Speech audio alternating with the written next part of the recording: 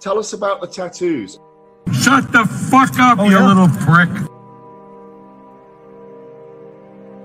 But then I've got the Phoenix. Hey, prick. So I'll take it from Bob every day of the week. An absolute disgrace. I'm sure no one will mind. Move him out of here, Darren. Ricky Hatton didn't go over for his fighter because he risked getting abducted and sold into sexual I never said that. Both have been rape victims. I'm not watching Frank Buglioni live on Saturday night. You're out of your mind. Jesus Christ, get yourself a life. He's actually a priest. Yeah. It's because his brother John Fury eye gouged him. What have I told you all this time? He's going to end up sucked out, fucked out, looking for a handout. Boxing, nutters, messenger group. I'm gonna be the king. J-Pump. You know what I'm saying?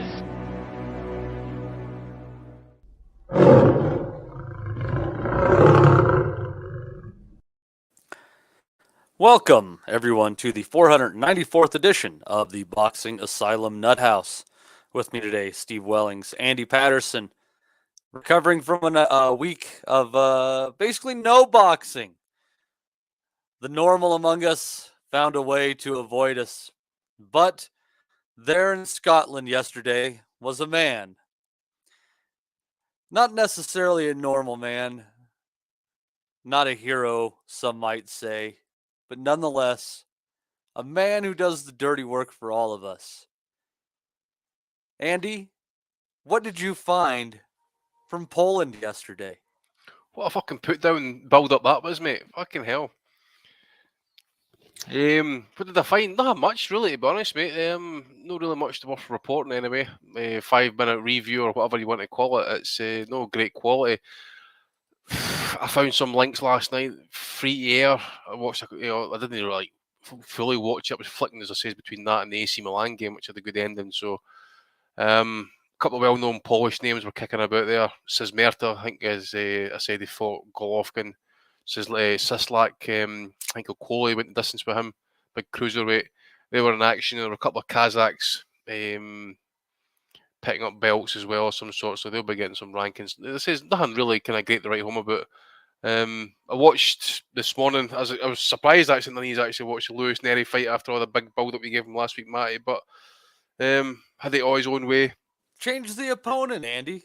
Well, I didn't really. I tell you how much I paid attention to him, because I didn't even know until you just told me there when we came on air. So I didn't pay attention to. But what was that? What was the score with his original opponent? What happened to him? Visa issues or some shit, I think. Visa, right? Yeah. Well, as I say, it's nothing major. Look, as I said, Nera had it all his own way. That Carmona looked like he was. I don't know what weight he was, but he was certainly didn't look like he was in fighting shape. He looked a bit pudgy.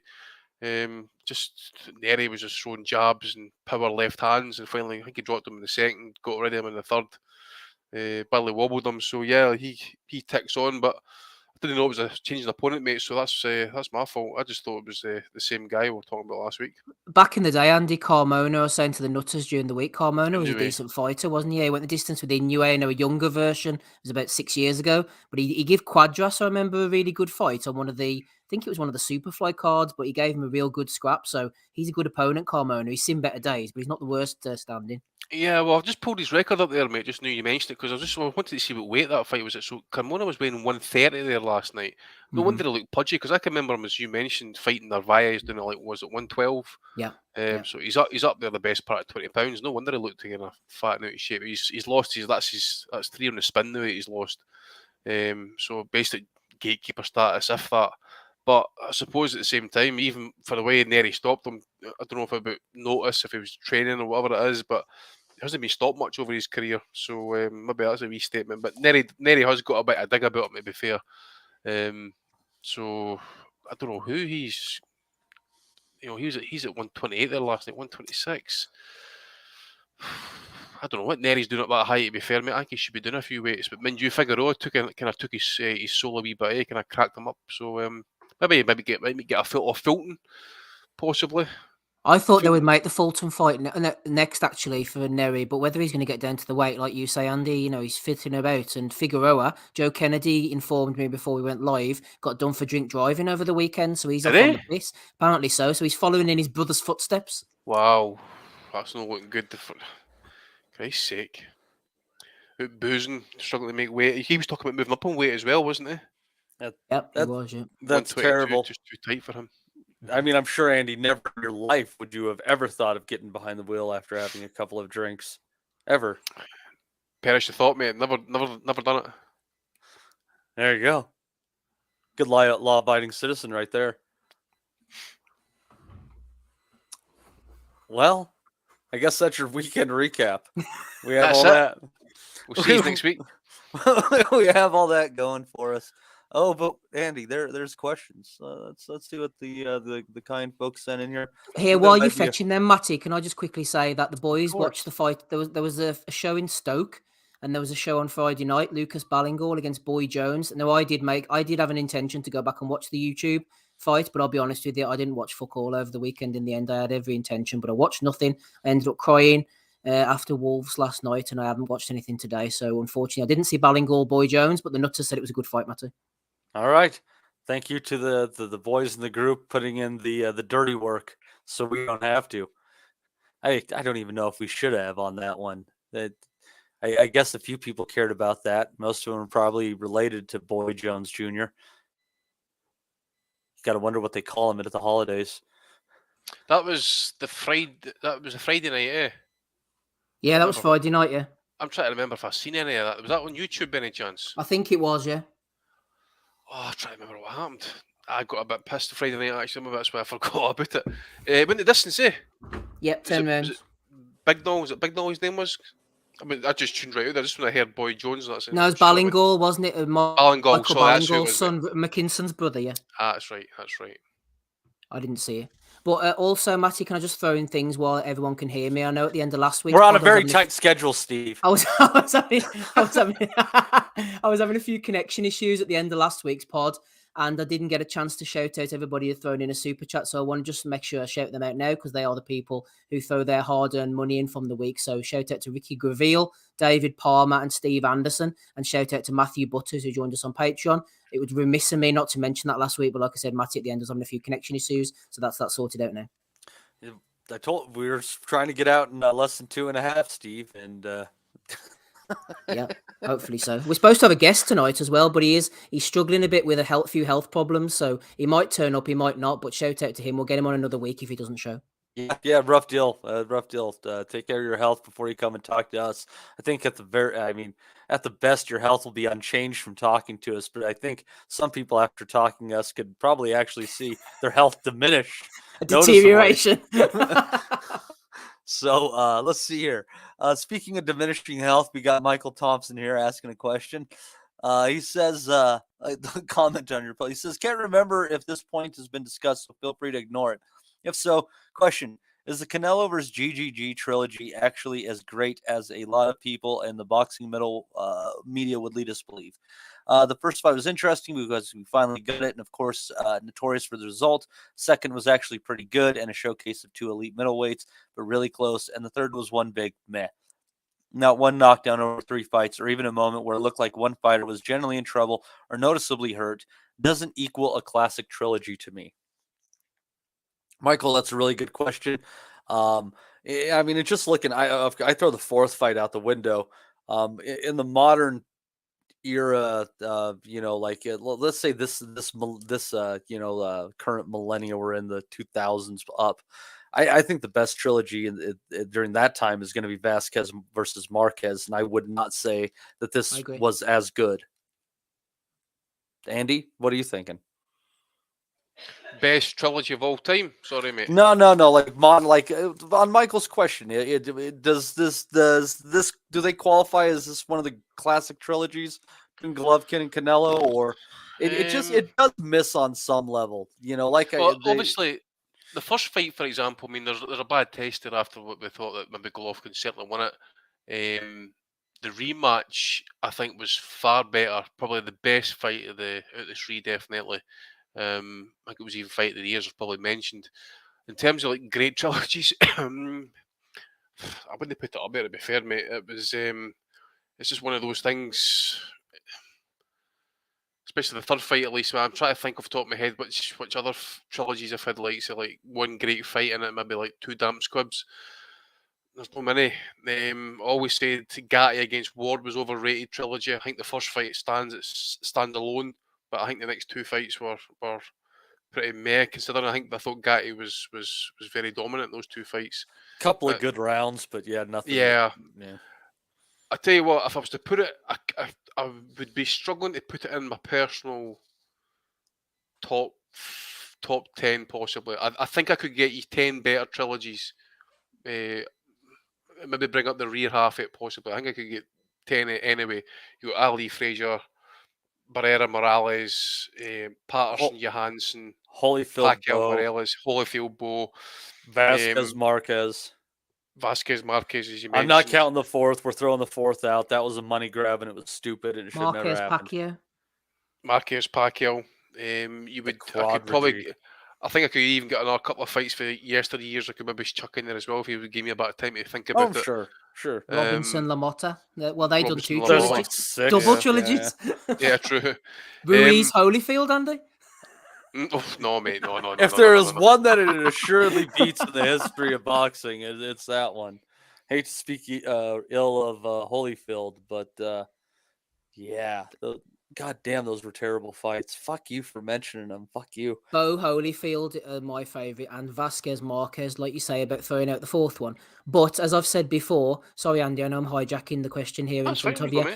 But I don't think the Triple G Canelo were great, but at least I love trilogies and even rematches because they give you definitive answers. There's nothing worse than guys fighting one time and leaving kind of doors open. I like the trilogies. I think there should be more trilogies and more four fights or more rematches in boxing. Because Fury Wilder, after that, if they had, I said it last week actually, I'm like a broken record as usual. But if they'd have just stopped after that first fight, we never would have known any difference. Wilder could have gone on, probably would have been the best thing for him, and just gone on about his career, knocking people out. Fury, people might have had question marks. Who knows what direction they would have gone in? But the fact they fought 3 times, rubber stamped the better man over the course of those fights. The same with Bo Holyfield to a certain degree. The same with Gatti Ward as well.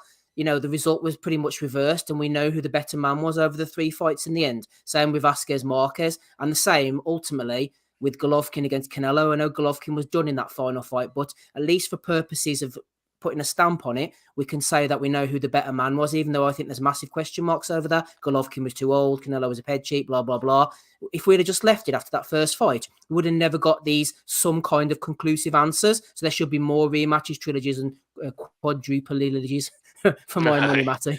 I'm trying to think though, actually, trilogies that have actually been like, you know, all 3 fights have actually lived up to expectations, because even the Ali Frazier trilogy didn't live up, well, the 3 fights didn't live up to expectation. The first and the third did. The second one was just a clinch fest, and the referee allowed Ali to get away with it. I think who was the domestic ones, Steve? Was it Craig Evans and was it Tom Stalker? Did they fight 3 or 4 times? I'll take you. Well, somebody mentioned there in the chat, Andy, Clinton Woods' his name. I don't know whether it's something else, but he, of course, had the famous trilogy with Glenn Johnson. There was a draw first time, then he lost to Johnson, and then he finally got his revenge a couple of years later. And home at Sheffield, was good fights. The third fight was in Sheffield, I believe. Let me see here. It was, though, the third one was in Bolton. The second one was Sheffield, and the first one was Sheffield. So he had to get away from Sheffield to actually get the decision. Christ. I obviously said Fury Wilder, kind of like the most recent one. They fought each other to kind of like rapid succession. There was no major years and years of waiting. Even Ali Frazier took 4 or 5 years to fight each other 3 times. And even the first fight, they were like talking about that for the best part of 2 and a bit because Ali was suspended. What about Abraham Stieglitz?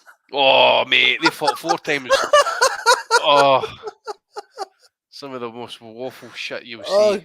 Two of the Stieglitz. ugliest sons of bitches that ever fucking stepped in the ring, too. Jesus fucking Christ, Stieglitz was a strange bastard.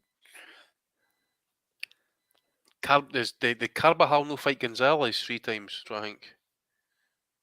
Remember the flyweights? Or was it just twice they fought?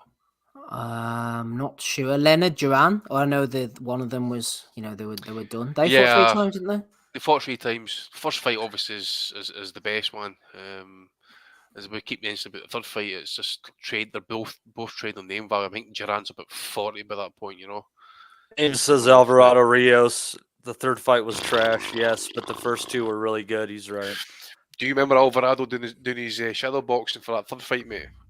Yeah. I was at that fight live, dude. It was terrible. I'm going to see if we can find a copy of that. And we need to put it on the chat there, let the folks see it. I'll need to find it. It was some of the most awful, uncoordinated shadow box. It just looked like an absolute junkie, just doing his bit. Joe Joyce would have gotten to the target quicker than he would have.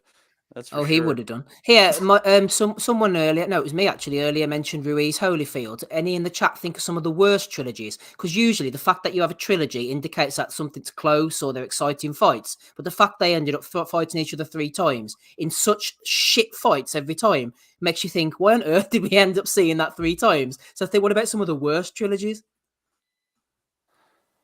Holyfield Ruiz. It's one of the worst trilogies of all time.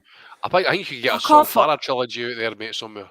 Oh yeah, flip me. He's fought some of them guys about 9 times. I can't find his name now, but one of the was it Japanese or Thai fighters? It wasn't Menayothin, but someone I come across him the other day, and he had 4 fights with the guy, and I think 3 of them ended up in a draw, 12-round draws as well. I can't find who it was now, but I was looking someone up the other day, and that happened to, I think it was a Thai fighter, maybe it's hard to find or somebody. It's hard to find those fights because there's... Is it Wonkan Jam against maybe against Ponkslick Wonkan Jam? He was against Naito, was it? That's the one. Is it Daisuke or Daisuke? Naito. Yeah, and he got knocked out in the first fight in Thailand or something. Yeah, it might have been that. Ooh. Steve, Terry Norris against Luis Santana. What a fuck up your trilogy that was. Yeah, 2 disqualifications the first 2 times, wasn't it? Aye. Yeah, that's a good one. Luis Santana is the only person to win and defend a world title by doing so by getting carried out in a stretcher. That's right. That's awesome. Roy Jones versus Tarver, Michael Thompson. Well, the first 2 were entertaining. Tony McCallum. Yeah, Tony McCallum, that's a good one. But Aim says Kademi Ahmed, 3 fights so far, really good fights, but only 1 win and 2 draws in the trilogy. Board have ordered a 4th. Exactly, just keep fighting. I'm a fan of that. Just keep on fighting until we get a conclusion. Yeah. Matt Skelton, Michael Sprott. They fought about 3 times. They were fighting prize fighter as well at one point. Yep, could well have done. They SW. That's not me. Didn't Hopkins fight Robert Allen 3 times? I'm pretty sure he did. Didn't he knock him out the ring one of the times? He did. Aye, that's right. Robert Allen. Aye. Yeah. As you mentioned, that just keep throwing them in there. How many times did Vlad fight Tony Thompson? Twice. Yeah. That was Peter, like a Joe Calzaghe Mario Voigt situation, wasn't it? We did not need that. See, that's nothing is it's hard to have a trilogy where at least one of the fights wasn't good, because if there's no public demand, then it's just people having to work their way back into a mandatory with someone who stays a champion in a weight class. So it's kind of uncommon for there at least not to be one good one, because it's most of it's driven by public demand. Yeah, that's what Thompson did. That's what Mario Voigt did with Calzaghe. Got themselves back into a position, even though it's completely unnecessary. Mm-hmm. Robinson Lamotta. We mentioned that as well. Saul Farah, he's fought someone 5 times. Got quite a few there, Matty. There we go. Thank you, Michael Thompson. Simon Alave says, I thought of this when you mentioned Joe Joyce celebrations the other day. What stands out, past or present, in terms of a boxer's characteristic in or out of the ring that goes so against their character? For me, currently, it's Joe Joyce's, Jesus Christ, what is that word? Capoeira. Yeah, it's like a Brazilian thing. Oh, the dance thing. It's a Brazilian dance, but it's meant to be like is it covert type martial arts? Was it Yeah, banned or something like that at one point? yeah, it's like what that character in Tekken did, Eddie. Yeah, I remember that shit. He is literally the most robotic, unstylish heavyweight, albeit very effective, yet busts out that celebration. Another one could be Lennox Lewis being a chess nerd. Not that I'd say it to his face. What do you think, Steve? Whose in-ring persona doesn't match the rest of them in one way or another? Well, this is actually a good question, and Joe Joyce is, of course, the obvious one that he's thrown in there. That little moment of swinging back and doing the capoeira. He's also an art student, apparently, Joe Joyce, so he's good on every type of canvas. But one that came to my mind whenever you mentioned it was Joe Bugner was a watercolor painter back in the day. So he actually took a year or two off the game to go and do some watercolor painting. So I think that one stands out for me. Big Joe Bugner, hard man, heavy hitting heavyweight. Was a bit of a watercolor painter on the side, so that's kind of out of character. That's the only real one I could think of. I'm sure the chat could think of a few as well, maybe. There was a much. Drawn ones there. Go ahead, Andy. No, go. I was ahead. going to say that the wife actually translated a Norwegian dissertation for someone in a Norwegian university on Pete Stanisel. He was a fighter for the 1930s, I think, and he was a charcoal drawer. Actually, he used to kind of draw like portraits and that on charcoal coal or charcoal pastel, whatever you call it, and that on paper. So just thought I'd throw that one. Just as Steve mentioned there about the painting there. Proper hardcore helmet stuff, that stuff, There was a German fighter nearly a century ago, and he was just vicious and hated by millions, and he was a vegetarian painter. His name was Adolf Hitler. There's LF Doom, Matty Tyson and his love of racing pigeons. And Kaiser Koba said the inverse of this, a guy who is exactly the same outside the ring, is clearly Jared McClellan, an absolute bastard in and out, which leads me as well, Matty, to add in Roy Jones Jr., who's always come across as a very genial guy, good commentator, good interviewer, liked the brutal sport of cockfighting. So maybe that could... Pacquiao was into that stuff, he was into the cockfighting, wasn't he? Oh, yeah. Roy's just kind of a country guy. I don't give a shit, like we're... Michael Vick and the dog fighting and stuff. I mean, that comes out. I mean, it's just, I don't know. It is what it is. God, I'm trying to think. So what was the question about celebrations? I just thought it was kind of like, what's the best celebration? No, it's like their hobbies or their persona doesn't match what they're like in the ring. Terrence Crawford. I think Terrence Crawford just seems like the most chill person. Like if you're looking, he almost seems disinterested in shit. And then he gets in the ring and he beats the fuck out of people. Did Terence Crawford get shot in the head and drive himself to the hospital? Yeah, playing dice.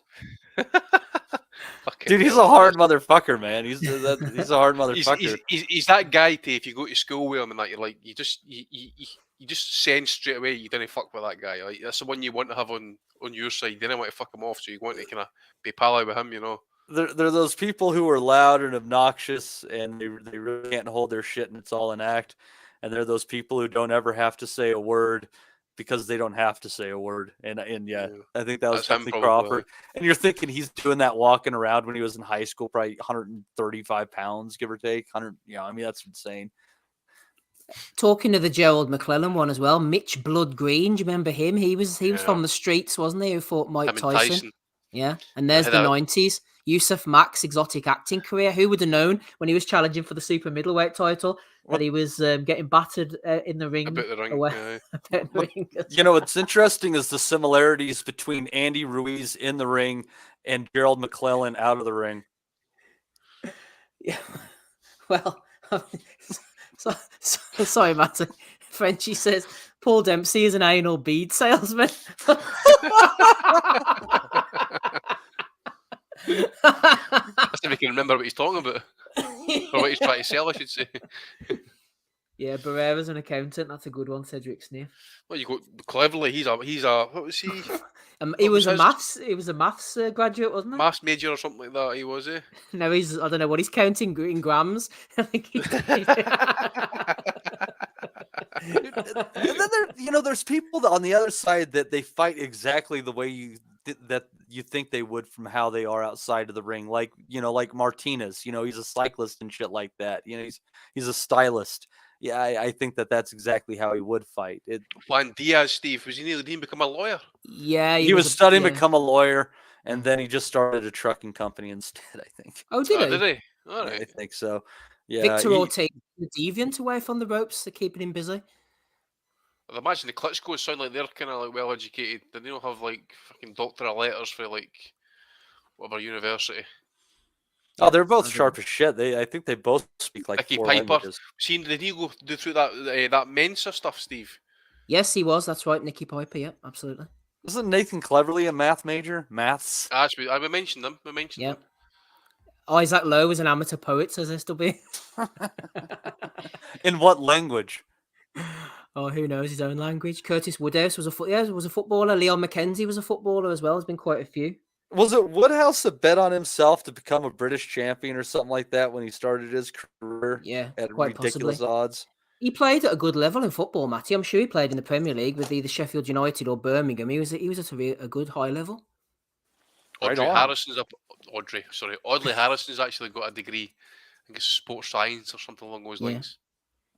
Anthony Mundine, I know we shit on him, but I've continued to give him credit for transitioning from one sport to the other and doing so well in boxing. God damn it, I thought you were going to say gender. Well, maybe he'll transition genders as well. David Palmer says Nikolai Valuev was a leprechaun. Oh, dear. Vernon Forrest. What did he do? He had, I'm sure he had a scholarship or whatever it was in administration for university. And someone mentioned Juan Manuel Marquez. Apparently, he's an accountant. So, I can see that though. Marquez is really calculating in the ring. I can see that. I think that matches with his style a lot too. But he's like that accountant who, if you give him like bad numbers or shit like that, he'll throw the calculator across the room and be like, "The fuck are you doing? You're not supposed to report this way. That was not supposed to be 1099. That's actual income," or some shit like that, But no, I can see Marquez doing it. Anyhow, that's a good question. Yep. Chess nerd. I always love that bit about Lewis, man. Lewis sometimes had to be coaxed into being violent. You know what I'm saying? Sometimes you really had to piss him off, get under his skin. I remember watching some old sparring sessions with him, and Manny Stewart's talking in his ear, and that's, you got to watch this guy. He's going to come and knock you out, and that's, so I want you kind of like, just make sure you're the boss. This guy's trying to like fucking hip toss him and all that type of stuff. Lewis just gets up and just starts fucking launching hands at him like a fucking bad motherfucker, like he's just off the streets. Joe Goosen pushes his buttons, doesn't he, on Fox? Have you noticed? You ever seen the size of Lewis's hands, man? They're fucking massive. It'd have to be for Joe Goosen's head. I bet his hands could actually envelope my entire fist. Do you know how rich you would be if you got assaulted by a fellow employee live on a pay-per-view or something like that? Like, you'd be a fucking wealthy man. I take that run of the mouth there. That might work a shot. Lennox, yeah. Good old Lennox. I can't believe they call him that, but when did this become a thing? When did it change? Brian Kenny. It's only been last year or whatever, that Brian Kenny dickhead, Floyd's fucking wee pal. I don't know. At least he's not asking anyone to call him English. True. Fucking idiot. Let's see here. Thanks for that, Simon. Let's see here. Got one from Gutsville, Steve. Who do we got? Oh, man, Steve, could you read that one off? That's a bit small for my screen. Jesus. No problem, Matty. I'll take this one on. So Gutsville said, just discovered your podcast. I think it's brilliant. Love the banter and the fact you cover literally everything all over the world on a weekly basis, unlike a lot of other boxing pods. I notice you have listeners. I notice you have listeners' questions, and I would like to know your opinions on Jarrell Miller. He's now at number 14 in the WBA rankings. He's won 2 fights this year and has dates booked against Ebenezer Tete on October the 3rd, which is tomorrow, and Lucas Brown on November the 13th. If Jarrell wins both, he will be coming off 4 wins this year and earning ranking points, plus possibly moving up. Therefore, it's a huge possibility Jarrell will be called as a mandatory for the WBA regular title. Would love to know your guys' thoughts, especially with the controversy involving Miller. Keep up the great work, great boxing content. I think he's answered. He kind of answered his own question there, Andy. But what do you think? Yeah, as I just pulled up the rankings there, mate. He's number 14 in the WBA. So as he quite rightly says, if he wins, is it the night he mentioned he's fighting? If he wins that, if he then fights again this year, couple other fights defending said Trinket, yeah, he's going to get more ranking points. You could maybe see him breaking the top 10 by the year's end, depending how quickly he gets him back out. If you look at the top 10, I mean, Lucas Brown's ringing up number 11, and then you've got Ortiz, he'll probably drop out there, actually. I don't know about Trevor Bryan, if he's going to drop out at some point. Then Hughie Fury's had a fight postponed, so yeah, you can obviously got Helenius fighting Wilder soon as well, so he might drop off the ranking. So a couple of wee things maybe goes his way, and yeah, I could see him coming into the top 10 and maybe getting a call maybe to fight Daniel Dubois, for example. Would Frank make that fight with his history? Would the board even sanction him with his history actually as well? Made it more at the point. I'll tell you what, man. Lucas Brown against Jarrell Miller is going to be fun while it lasts. That's funny as shit. Be fun for whoever's doing the drug testing at the end of it. Friggin' hell, right? It'd be like Roswell. Should go with a fucking hazmat suit on then. Might as well just keep people on site. But I'll tell you what. If Wilder beats Helenius, that kind of leaves Helenius wanting. But with him as a more known person to American audience, Miller against Helenius would be kind of a nice way for him to come after Brown.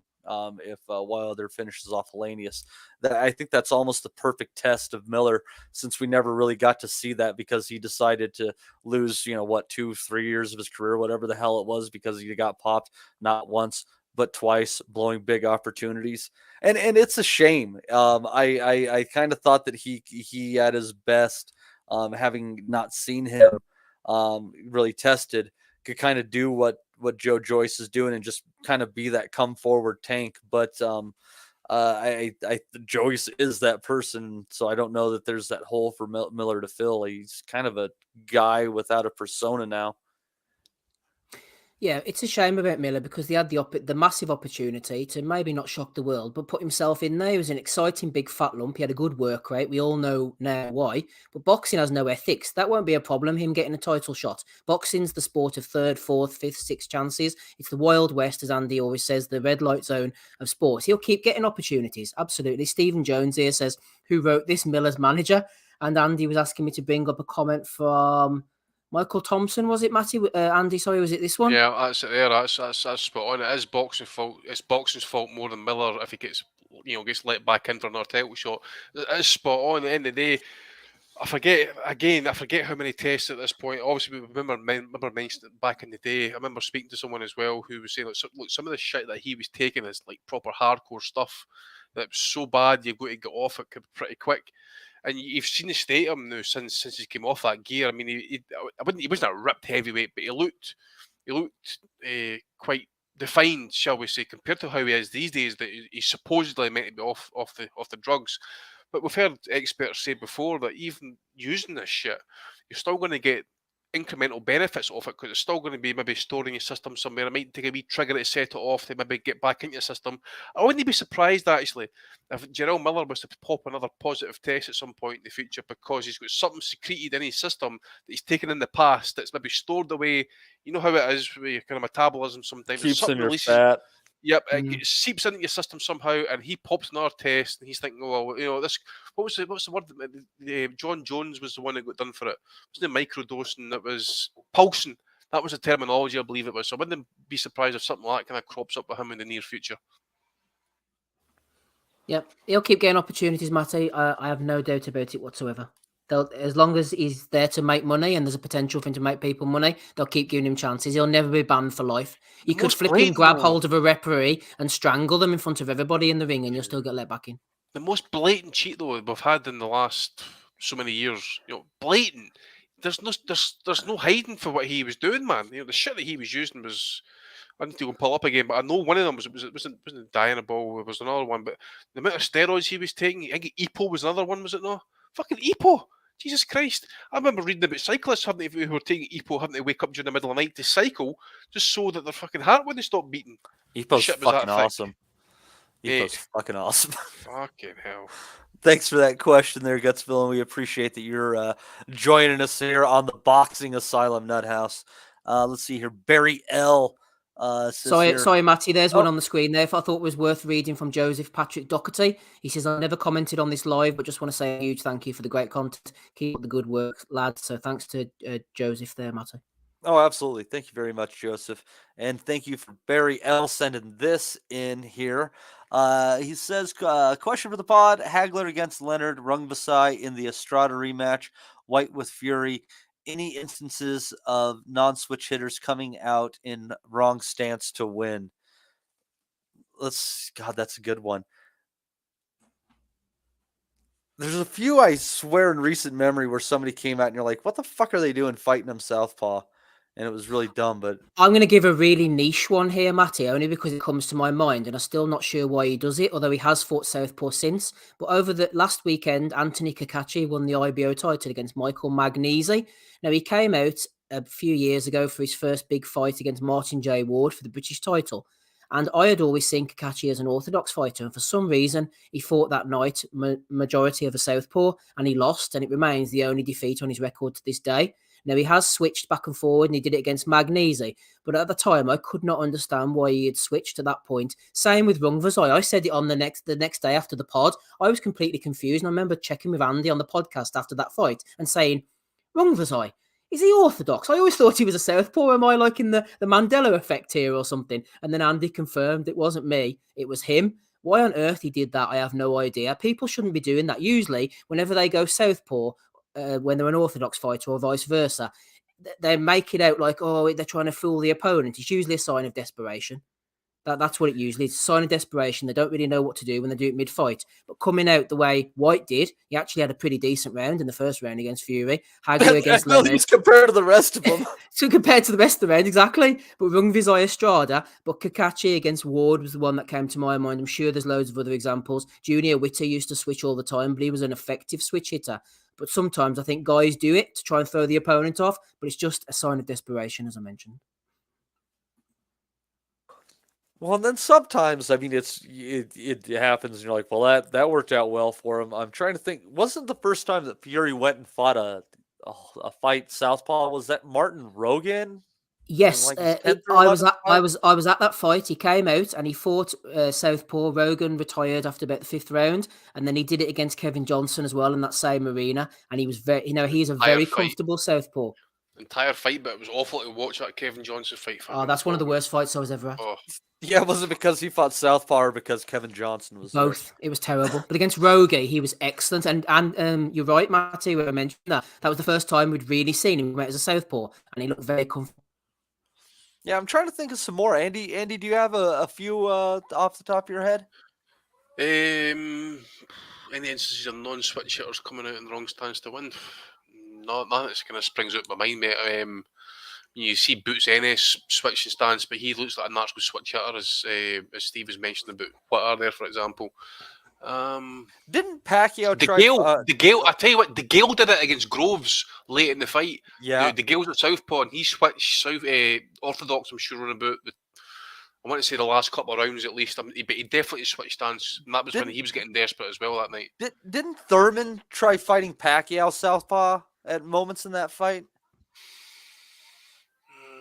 Can't recall. Steve, am I imagining shit on that one? It tends to happen. Possibly. I can't remember, Matty, to be honest. I can't remember what he had for dinner earlier, let alone 3 years ago. Leonard no switched stances before? I would say he probably has, yeah. He has, with that speed though. I mean, in the way that he would jab from either side, though, you can get away with it with that and his foot speed. I mean, Jesus Christ. Slappy Gilmore says Naz versus Augie Sanchez. I think that was just a case of Naz just squaring up and throwing bombs more than going orthodox. I think, from what I remember of that fight. Naz, I mean, he was fighting from either side generally because he swung his whole body that direction. That's what I mean. Exactly. Yeah. Augie Sanchez was a good fighter back in the day. Beat Mayweather as an amateur. Bit of an aside there. Really? I didn't know that he beat Mayweather as an amateur. Yeah, he ended up getting the space, didn't he, in one of the early Olympics or something? I could be completely making that up, Matty, but I think I'm right. Terence Crawford used to switch his stance. Yep. All the time. But, I mean, that's... Danair did it once. Danair did it against, I want to say against, was it Sidorenko, I think his name was? He used to fight. He used to switch more often. He's evolved into a steady right-handed fighter over the years, but he used to pop into southpaw quite a bit. Steve Jones mentions an interesting comment that I actually want to ask me. How do you know that question, mate? How do you know? I want to know. What was that? See it there? It must be. Oh, yeah. Hang on. Before bringing it up, shout out to Nathan Newman, Matty, for the 4.49. He's in the Patreon as well, so he doesn't really need to be giving us money, but he is anyway, so he must have more money than sense. Thank you very much, Good Nathan. man. Good man. Well, I mean, everybody here has more money than sense, and I mean, that could be if they don't have two nickels to rub together, Steve. God love the Nutters. So your Stephen Jones says Naz failed a drug test and it was covered up. Did he? Getting Spencer Fearon territory here, by the way. Yeah, I'm not sure about that. Allegedly, Naz has failed a test. That's the talk that I'm hearing. That's a lot. I mean, that's so weird to kind of bring up 20 years on, right? I don't know. I mean, you got to be honest about people's legacy, et cetera, but I don't know if that's. Oh, yeah, that's a good one from Sad Ken there. Shifting with the feet in your natural stance is way more effective. Pirog versus Jacobs is a good example, exactly. Yeah, Pirog did that very, very well, actually, that sort of shifting the feet and switching at the hips, yeah. Yeah, it's Kovalev can do that as well, can he, no? Because remember we mentioned this the other week, we don't know if he was a converted right-hander, but the way he could spin those hips, or maybe it was just the kind of shifted feet, he could certainly punch in a way that looked like he was punching the kind of southpaw stance, kind of going with the right-left. Mm-hmm. Exactly. It's really all about how athletic you are at the end of the day, because so much of athleticism is just a good sense of balance, and I mean that stems from core strength and stuff like that. I mean, to some degree, but it's very hard to step across, change stances, and still kind of keep your position and stuff like that. I mean, even if you just like dink around your house shadow boxing or something like that, and you're typically right-handed, just change it over and just moving your head one way or the other. The angles are just very, very off. Like I think it's more than just practice. I think it's the way your eye sets too. Like, I mean, we're all eye dominant one way or the other, but I think you see the angles from one side and the other side you don't. What do you think, Steve? Sorry, Matty, I was just checking on our guest there. Say that again, sorry, dude. I said I think the struggle is it's not just necessarily practice from one side or the other. It's that we're also eye dominant is within that too. And I think you just don't necessarily see the angles from the side that you're not comfortable with. And that's why it goes awry for people so much. Yeah, no, that's a good point as well. And also building on that, there's nothing better than someone fighting in the wrong stance and they just look so awkwardly terrible at it. When someone goes southpaw and they're just clearly incoherent, the feet are all over the place, they're getting hit with right hands. Remember Scott Cardle used to do things like that all the time. He used to shuffle his feet in and out of distance, wave the head here, back and everywhere, the shoulders, the hands up and down, and then go into range and get biff, biff, biff, 3 punches in a row. So yeah, you need to know what you're doing, definitely. There's nothing better than an awkward person fighting in the wrong stance. Andy, can you fight just as well out of one side as the other? I was laughing there. Sorry, mate. I was talking to Steve. I was actually on mute. I said to myself, "He's not hearing me." So I was like, "Remember time Ricky Burns iced Scott Cardle?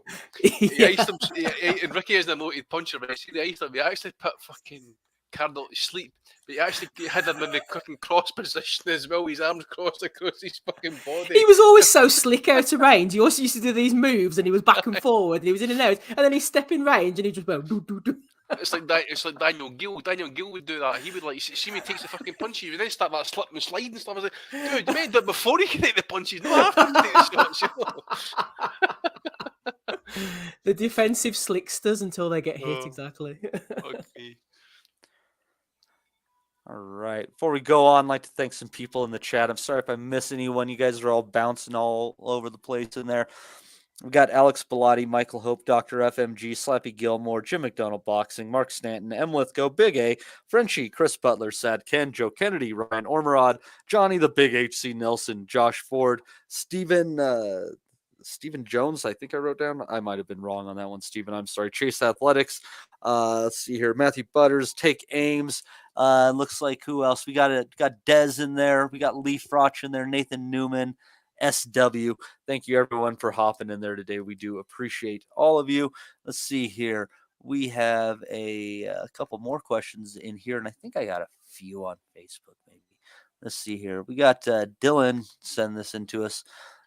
Says, if Fury Joshua is a joint pay-per-view, as in if DAZN charges the pay-per-view, insist on being a subscriber too, how can they sell that when there is next to no boxing from December 8th, January 8th? It's surely a very hard sell, and BT box office will be a much more enticing option. Andy. Yes. You get a chance to complain about pay-per-view here. I would love to turn the floor over to you. Why would I want to complain about pay-per-view and I don't pay for it? You know, so I'm not a customer in that sense. I'm not a subscriber in that sense either. But it's a sticking point, obviously. It's going to take a bit of time to obviously sort out. I mean, if I'm coming in as a subscriber to kind of pay for it, firstly, DAZN seem to be like doing this thing about you have to be a subscriber first, then pay for the pay-per-view on top. You just kind of go to DAZN and just get the pay-per-view. So that's no use. I think as long as you've got an account, I don't think you need to be a subscriber with BT. Possibly, I think you can still buy the pay-per-view. Could be wrong on that. I've never checked out, to be fair. But look, it's the end of the day, I'm not going to complain because I ain't paying for it. It's going to be a very hard sell having it across the two platforms. It's probably best that maybe BT maybe kind of go it alone. Possibly they've got the kind of bigger audience, I would say, at least in my opinion. But DAZN never kind of release kind of what their figures are as such. So I don't know what they're looking at. But some of the comments I'm seeing, people are kind of like cancelling their droves because they're pissed off with how you kind of like go about the subscribing push as well. Mentioned it last week. You've got to kind of like scan QR codes, sign in. As Ozzy mentioned, it's far easier when you come home from the pub. You're thinking about like, an impulse buy, press the red button on your remote, and you would buy it. It's a very hard sell, but as I say, Fury Joshua should not need much selling in the UK at least. How they manage it through the TV platforms, mate, that's for other people to kind of like really get a better answer. I have no idea how it works or how it's going to work across these joint platforms. Maybe someone's got a wee bit of knowledge about the Pacquiao Mayweather stuff, HBO, Showtime, how it worked there. But you would think the bulk of it at least would go through BT. That's just my personal opinion. It's not a kind of hating one, obviously, but I'm not looking to if I can position of knowledge, to be fair. Steve, you got to think that this is just a place where if this fight happens, Eddie just doesn't come out with a win on this one. It's just stacked against him on here. Yeah, a couple of things from me. First of all, I have never thought that this fight would ever be made for multiple reasons. And that's not me being a hater. Obviously, I want to see it like everybody else wants to see it. But I just never, ever thought it would get made until I see the pair of them in the ring, as the old cliche goes. And secondly, what Dylan touches upon has been the major problem for me from the very first time it was mentioned. How they're going to come to an agreement across all these platforms is beyond me. I just don't see it happening. You've got the BT box office issue. You've got the DAZN issue for a start in the two domestic UK markets, unless I'm completely missing something. And ESPN, all the money they've invested into Fury alongside with Aram and that, they're going to want it on their platform. They're not going to compromise in the slightest with the likes of DAZN. And DAZN, if they've got any sense about them, they're not going to want to give it up. The rights in America either. They just signed this multi-million-pound deal with Joshua to have him exclusive on the platform. His first fight is on Sky Sports Boxing and he loses. They're not going to let the second fight of this amazing deal surely not be on DAZN as well. And I can't see ESPN budging. It just looks like a logistical nightmare. And I don't know how they get past the TV issue. That would be the main issue for me. I don't see this fight happening. They can make all the announcements they want. The last 2 Mondays in work, I've heard this coming on the main story of the news of the local Belfast radio, saying, oh, they're close to the agreement, they're close to the deal. Constant news, constant deadlines, constant headlines being made. But I would be amazed if this fight gets made. And one of the main sticking points for me, apart from the egos and the money, is the TV situation. I just can't see how they can come to a conclusion with the TV, especially with DAZN's model on top of you have to subscribe. It just makes the whole thing so messy. Yeah, it says at the end of the day, I'll be put it straight as well. I don't think Fury or Joshua, for that matter, are trying to duck this fight. I think Fury is probably getting pissed off while they're waiting. Somebody was mentioning there, obviously, maybe Eddie's a hold up and Fury's getting impatient, wanting to get the fight signed and sealed. maybe there's a bit of truth to that. But I agree with Steve. I just can't see this fight happening for the date that they're mentioning. Was it the 3rd of December? I think it was. I just can't see it at this point. Maybe it'll get extended, but it feels like one of these deals. It's just so complicated. It's just never going to get across the line. The line somewhere. And as Steve says as well, there's too many vested interests here. Why would DAZN want to lose out on another Joshua fight possibly? But at the end of the day, it felt like anyway during the week that the talks were going pretty well, but it just seems to be if Fury's to be believed, which no many people do that because he's like flamming all over the place. It seems to be Eddie's maybe holding things up. Who knows? But you know, he did it with the White Fury fight. Remember, he didn't release White's Fuel imaging rights until kind of late on. Refused to promote it. You know, so White basically did no promotion for it either. So. You just don't know. Just off the back of my Eddie might want to get one over on Fury and Bob and that as well after what happened with the whole situation. Remember when Fury had to go and fight Wilder and with the arbitration case and all that. So maybe Eddie sees it as a chance to fuck them over. Who knows? Yeah, just off the back of what I said there, Stephen Jones says DAZN, ESPN, BT have all agreed. Aram and Warren have both said the TV is sorted. You're wrong. The TV is not a problem. I'm glad I'm wrong. I'm happy to be wrong. That's good then. So hopefully the announcement will be around the corner then. The TV's all sorted. Then what's holding it up? That's brilliant. I'm happy for it. You know, if it gets made, super. There you go. And we got one more question from Holt here. It looked like those Bellews that I had in the Facebook, and those are videos. Don't know if we could yank those from there right now. Let's see here. Holt, with how shit boxing has become, how many of you thought about ditching it, enjoying Smido doing the horses? Also, do you think Canelo has an argument for best 168er of all time with his undisputed run plus old GGG, or still below Calzaghe, Ward, Froch, Tony? Interesting question there, Holt. Steve, I don't know about you, but Smido's his own man, but I've always preferred women and never thought to venture towards horses. What are you up to these days? What am I up to these days? What am I not up to these days? I'm not going to ditch anything for the horses, thankfully. But it's difficult sometimes. Yeah, Stephen's there saying about we're not following the news. It's hard to follow everything all the time, but that's why the boys are in the chat to keep us right, thankfully. But Smido's gone off to do the horses. Ozzy's doing his thing. Rob's doing his thing. We're all here just about. Boxing goes in cycles. It goes in waves. Hopefully, fingers crossed, more fights happen than don't happen.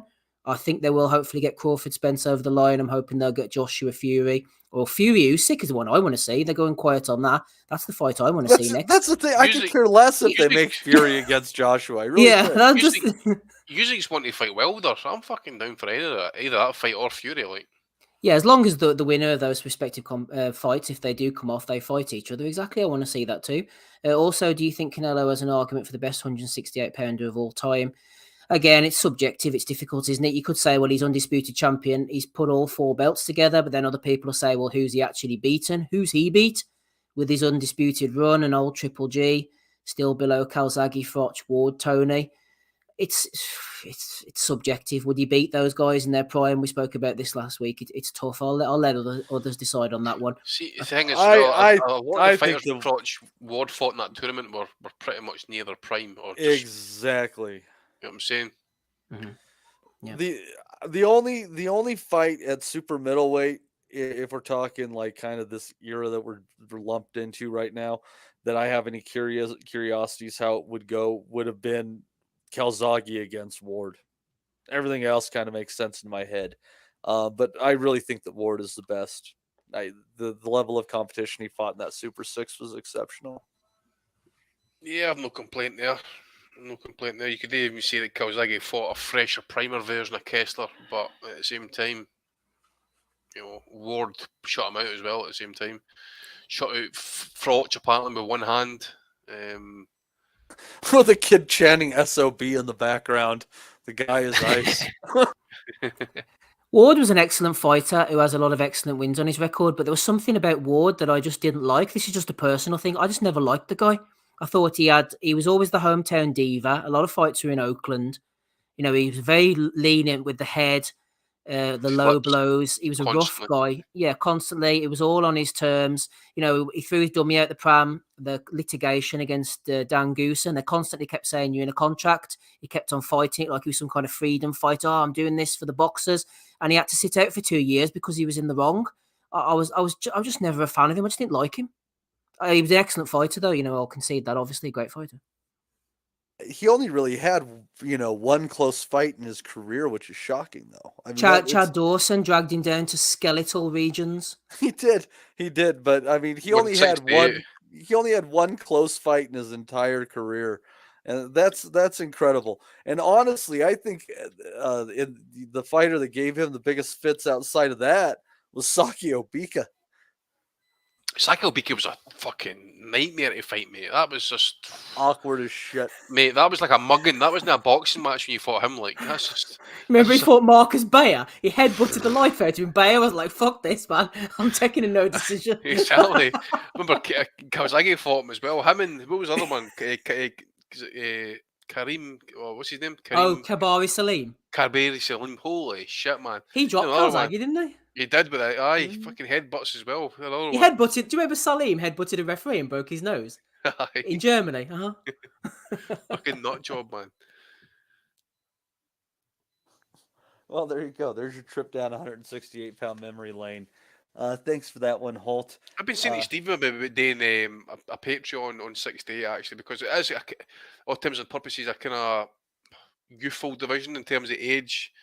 So I think it'd be good to kind of cover some of the great fights the divisions maybe had in that as well. So there's been some good ones over the years. Tony as well against Bartley, for example, at 68 would probably be top of the list. Mm-hmm. I found out last week that the NFL player Saquon Barkley is Iran Barkley's nephew. Uncle. I did not know that. Yeah, that's right. I heard that he was going in for the draft. He's been running riot today, apparently. There's a Kabari Salem update, by the way, just to on a lighter note. Kaiser Koba says, didn't Salem kill his daughter? On a lighter note. Seriously? I don't know. Apparently so. That's what I need to check this one out. Kaiser Koba's usually a pretty reliable dude, so I'd say there must be some truth in it. Let's see. Kabiri Salim. Oh, I accused of murdering us 2 years ago, apparently. Bloody hell. Scheme of mental, let's pull up here. Daily Mail UK was reporting it, so I don't know. He's 52 these days. So, let's see. RK on the call. There's future boxing superstar, Mrs. Kelly. Hey.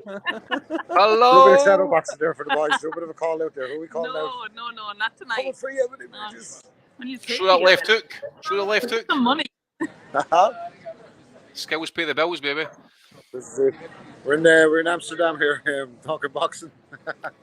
Amsterdam, but you're smoking some of that fucking hay, baby. Box the girls from the red light. Yeah. Looking for sparring partners in the red light district. Alright, he's in for a threesome, man. Tag team. No. What's going on anyway? What did I miss? Nothing. Nothing. Not Brilliant. much, mate. We're talking about Kabiri Salim killing his daughter. We're just... Well, I'm glad to join her at the right time. I'm going to love you and leave you. I was only just checking in how to fucking keep the joke running. I always call in on holidays. Since you appeared, I'll message you to get your picks, Rob. You're a trooper. Oh, my picks. Go fucking pick one of these out. Right, I'll see you after. Take care, Right, Rob. See you later, mate. It's Have a good one. Bring some home for me. So I just found it here, mate. So he's 52. He's indicted November 5th, 2020, with murdering his daughter, Ola Salim, 25, in October 2019. He fled the US shortly after the body was found. New York Police Department Regional Fugitive Task Force tracked him down on December 3rd in Egypt and brought him back in New York on the Friday, according to the New York Post. Young woman's body was discovered by a jogger. I'm just trying to find out what was the cause here. It's here. Carver never regained consciousness after being knocked out. Oh, that's something else I'm looking about. He's actually killed an opponent in the ring as well in 1999 in Kansas City. Randy Carver, he knocked out. Killed him. His daughter, who lived in Rosebank, had been an advocate for Muslim women suffering from domestic violence through her volunteer work at New York City-based Aisha Women's Centre, a 20-bed shelter and resource organisation. She was strangled, and police said it was unlikely her killing was random. Detectives believe she was killed elsewhere and dumped in Bloomingdale Park. Fucking hell, man. If you can kill somebody, that's like strangling, that's deep, proper personal, so he's fucking probably pissed off with that one. Yep. Yeah, man. On a positive note, though, Matt, you get any positive notes there, mate? Pretty much everything is more positive than what you just talked about, Andy. Yeah, true. When you go then. Yeah, thanks for that awkward segue. Well, I guess it'll just be the three of us picking this week. Well, God, that's got to be bad because then that puts more weight to me. That's got to change the balance of the shit. Terrible news for everybody. Just going to bounce around some different cards before we hit the main junk. Gentlemen, feel free when I get done naming these off to get in before we talk about the main cards. Friday, Plant City, Florida, Kanzu against Brandon Leon Benitez. Then Saturday, Newcastle. Apparently not Newcastle as in, in the UK. We're talking Newcastle as in Australia. We're going to have Sam Eggington against Dennis Hogan. Interesting fight. I believe 154 pounds there. Bolton. Going to have WBO European belt on the line, 147-pound clash between Leon Taylor and Martin Harkin. Let's see here. Then Doncaster, 135-pound fight between Reese Mold and Hamed Gaz. And then let's see here. Yes, I believe that is the main stuff. As far as, the side stuff before we get to the meat of it. Gentlemen, any thoughts on any of those fights? Yes. Can I just quickly say something about Sam Eggington? I didn't actually realise he was fighting next weekend, but it was Adam Smitho Smith of horse racing fame and darts these days who alerted me to this one. So he's going over to Australia. IBO super welterweight title on the line against Dennis Hogan, who we've seen in the past giving. He fought Charlo. He gave Munguia, off the top of my head, a good fight as well. That should be an actually pretty decent scrap. That it's on a Saturday as well. In Newcastle, as you mentioned, Matty, there's quite a few Newcastles, but also on the undercard we have, let me see here, Dara Foley, who was originally from Ireland. He's fought in Belfast in the past. He's fighting against Blake Minto for an IBO title as well. And that's a 10-hour show, somebody was saying. Nikita Sue's on the undercard as well, the younger brother of Costa Sue. So that should be fucking 25 fights on that card, man. I'm just seeing this now. That Polish card I watched last night was 6.5 hours, man. Look at the women's fights, Andy, as well, man. Ashley Sims, 0-1-1 against Sarah Watt, 1-2-1. So I think they're scraping the barrel here. What? What? Hey, I wonder if Sarah Watt's any relation to, do you remember Adam Watt? He was a light heavyweight from Australia back in the 90s. Maybe it's only me who remembers him, but there you go, Matty, sorry. Gonna have the early fights on while people are still putting the chairs up and shit. Fucking hell. Might be lobbing the chairs in the ring. Andy, did any of those fights wet your whistle? Mate, I'd rather fucking wet the whistle with a fucking bottle of water, mate. Fuck me. That's slim pickings next week. I ain't watching that shit. That's a Saturday taste. So that's going to be like midday for us. It'll be fucking far better things than the Saturday and the midday, like getting stuff doing the drink, possibly, so. I don't think that sounds too bad, considering we had nothing this week. I feel like this is a fair bit of action going on there, and I think this will be on certain TV platforms for people here, there, and everywhere. I just told you, there was a Polish show in there last night for 6.5 to 7 hours, and you're going to sit and watch this fucking 10-hour Australian card. Are you kidding me? You fucking start at 8 o'clock in the morning. Nobody forced you to sit and watch fucking Eastern European fights. But it was a Saturday night, a couple of beers, and just looking for something to watch. What am I going to watch? You think that was more entertaining than Eggington against Hogan? Well, is Eggington against Hogan started yet? Like, do we know how it's going to go? It could be a fucking first round. When is the last time that Sam was in a shit fight? When was the last time Sam Eggington? When was the last time he was in a shit fight? Who cares? Some of the fights last night were okay. Doesn't mean you say Sam Eggington's going to turn up next week and fucking, he can turn up next week and get cut and the fight gets called off. So this is be a mute conversation. Moot. That's what I said. Mute. Okay. I didn't pronounce the T's properly. What the fuck are you talking about? Anyhow, then we'll go stateside real quick, even though that isn't chronological. We'll go in order of, I think as the people are looking forward to it. Carson City, California. That'll be Sunday morning for you guys. Card headlined by Sebastian Fundora against the surging Carlos Ocampo.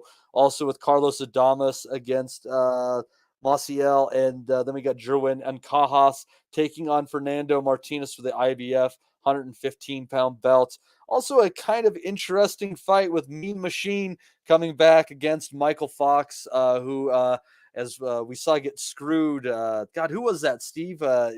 He got screwed. Gabriel Maestre. Yeah, he got the job pretty bad in that one. So we got 2 WBC interim belts up at the top, and then we got a real IBF belt at 115, I believe, with Cajas and Martinez. Andy, what are your thoughts on these fights? And one of them is going to be on the prediction league, but I'm not going to tell you who yet. Did Andy leave? No, sorry, I'm here. I was talking away and I fucking mute. Again. Yeah, sorry, it happens to me too, buddy. I'm assuming it'll be the flyweight fight you'll be putting in this prediction league. I'm assuming. I told you I'm not going to tell you, but that's a very good guess.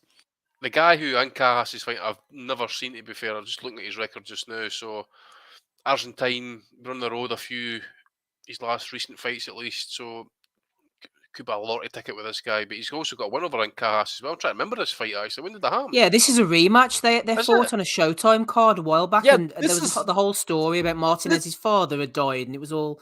Do you remember that? Yes, he's the guy. Yes, he lifted the belt from Ancajas. That's right. Yeah, that's right. Yeah, it was a good fight. He boxed really well that night. I cannot remember that fight, mate, honestly. What card was that on? It was on the card where Colbert lost to that Hector Luis Garcia and Gary Antoine Russell beat Victor Postol. It was a good night of upsets on that card. It was February this year, Andy. Yeah, yeah. That was a I probably good night did of see it, upset. mate, but I cannot fucking. You did. We recall off the watched. top of my head. Yeah, no, you've forgotten it. We did watch it. Yeah. Probably did, mate. So that'll be a good one to rewatch, I suppose. I'm going to try and see if I can watch that again during the week there, possibly. What else on the card you got? You got Montiel. Sorry, Adams against Montiel. Does that Montiel not go? Who did he get beat off? Charlo. And Adams has got one over Derevchenko, I'm sure. So yeah, decent 50-50 fight there. So Fandora, I'm assuming, I think he'll knock this guy out, to be fair. That Derevchenko fight was a good fight. That was actually a pretty damn entertaining scrap, if I recall, and it could have gone either way. That was a good one. I just think it's a joke. It's for the WBC interim belt. I think that's a fucking joke.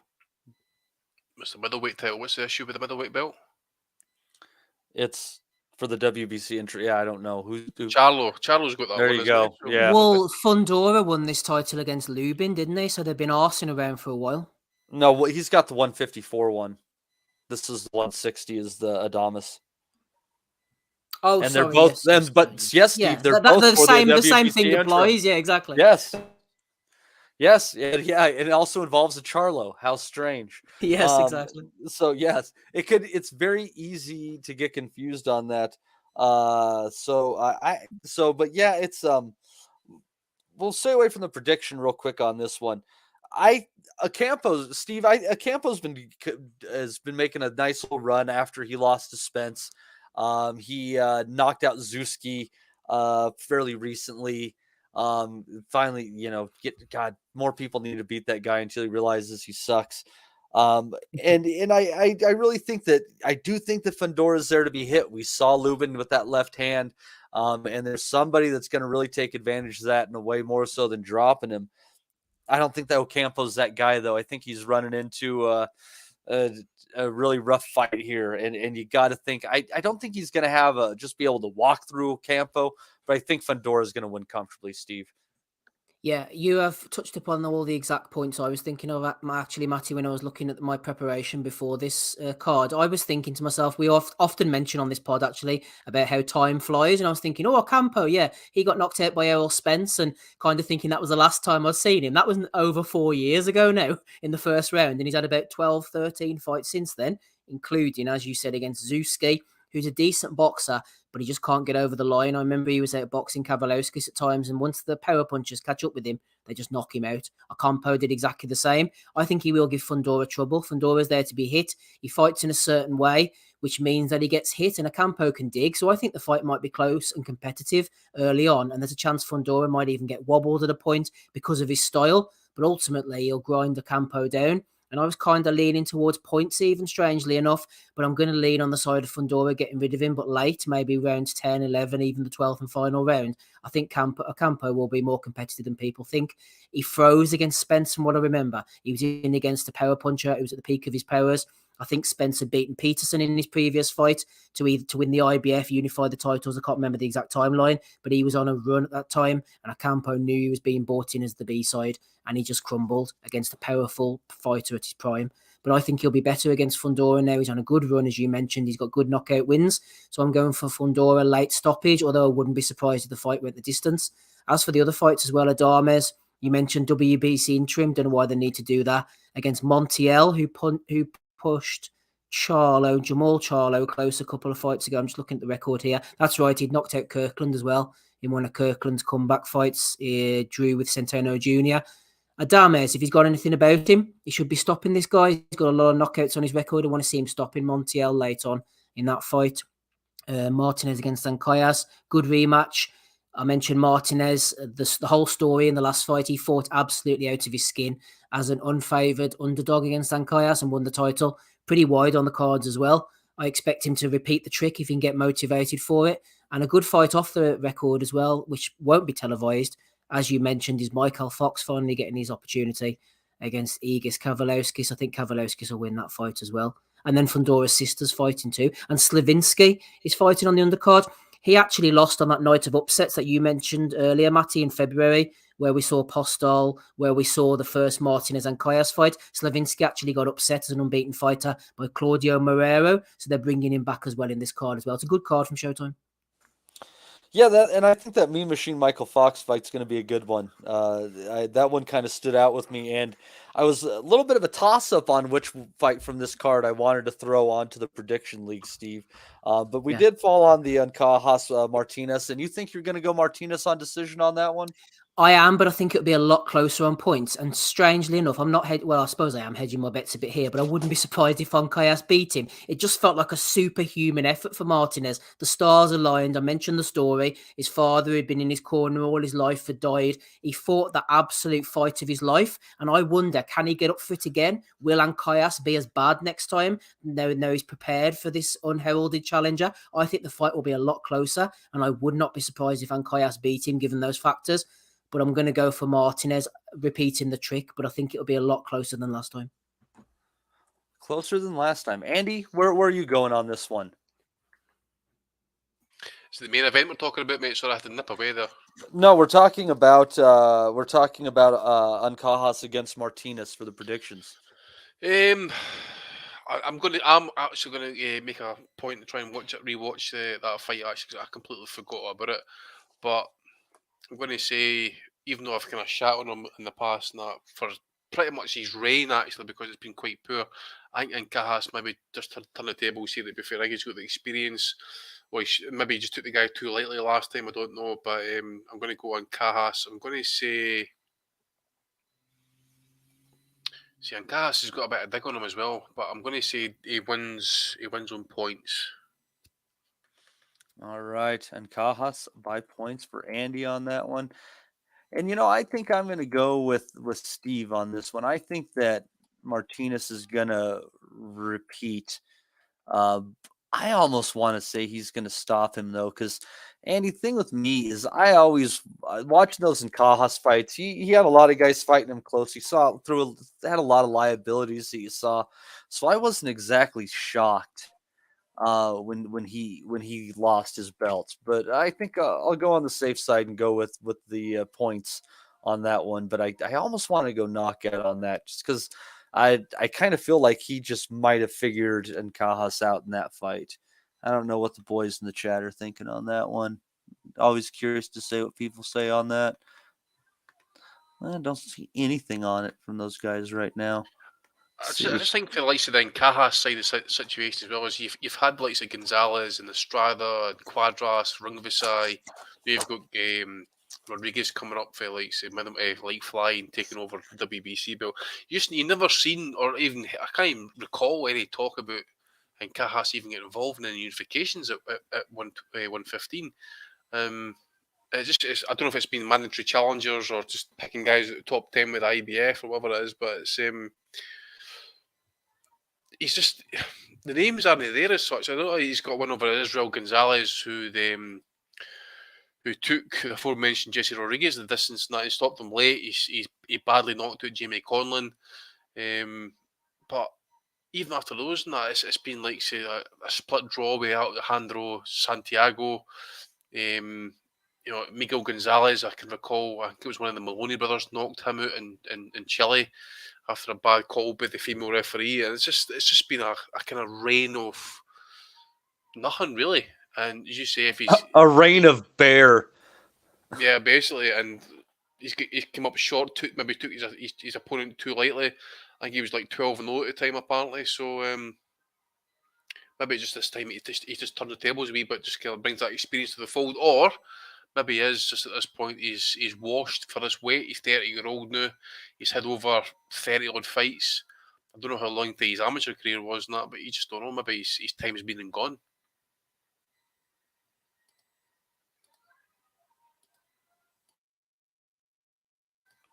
Matthew. Yeah, he just kind of failed to impress me. I never thought the whole package was there, Andy, and we shall see. But moving over, we are going to be seeing a card from the O2. We'll get to the main event here in a second. But that the support for that's going to be a 112-pound fight between Galal Yafai against Gohan Rodriguez Garcia, as well as a 160-pound clash between Felix Cash and Conor Coyle. Steve, what are you thinking on this undercard? And since we got rained out this last week, I've wanted 3 fights. I thought that Felix Cash Conor Coyle fight looked good on paper, so I threw that in the prediction. Yeah, it is a good fight on paper, and it's a good trade fight. But I tell you what, considering this is a pay-per-view, people are saying, I could be wrong here, correct me if I'm wrong. People are saying it's around 30 quid, £28. You got subscription fee and pay-per-view on top. The undercard is absolute shit, man, which says to me more than ever that they're going off the main event, bringing the casuals in, pissed, trying to sign on to DAZN as best as they can after being at the pub all night, as we mentioned last week. The undercard is absolute dog shit, man, for a pay-per-view event. It's rubbish, but Felix Cash against Conor Coyle, 15-0 going 17-0. That's a good one. I'm looking at Coyle here now, trying to remember who he is. Yeah, he's from Derry, 32 years of age, the kid. Yeah, he's one of Oscar's fighters. He's been fighting out in America. I was getting him mixed up for a minute with those lads that Hennessy had on Channel 5, but they're the McKennas, aren't they? Conor Coyle's a good fighter. Felix Cash is a good fighter too. I was very impressed by the way he dismantled Denzel Bentley, who's a bit of a favourite of mine. I think Cash is a puncher. Yeah, didn't have it all his own way against that Madiev the last time. Old Madiev McCann winning a 10-rounder. I thought that was a really close fight. I know he got cut as well. He might have got dropped at some point. So that tells me that Coyle might have a bit of success. Again, it's a 10-rounder. I'm not a fan of that. I think they should be fighting 12 to separate the men from the boys for this WBA Intercontinental Middleweight title. Surprisingly vacant. I'm going to go for Cash on points. If it was a 12, I might have gone for Cash by knockout, but I'm going to go for Cash on points, considering it's a 10-rounder and he struggled a little bit with Madiev in his last fight. All right. What was that one again? Steve, repeat your pick. Cash on points for me, please. Cash on points. Cashing in. Andy, what's your thoughts on that fight? Cash versus Coyle.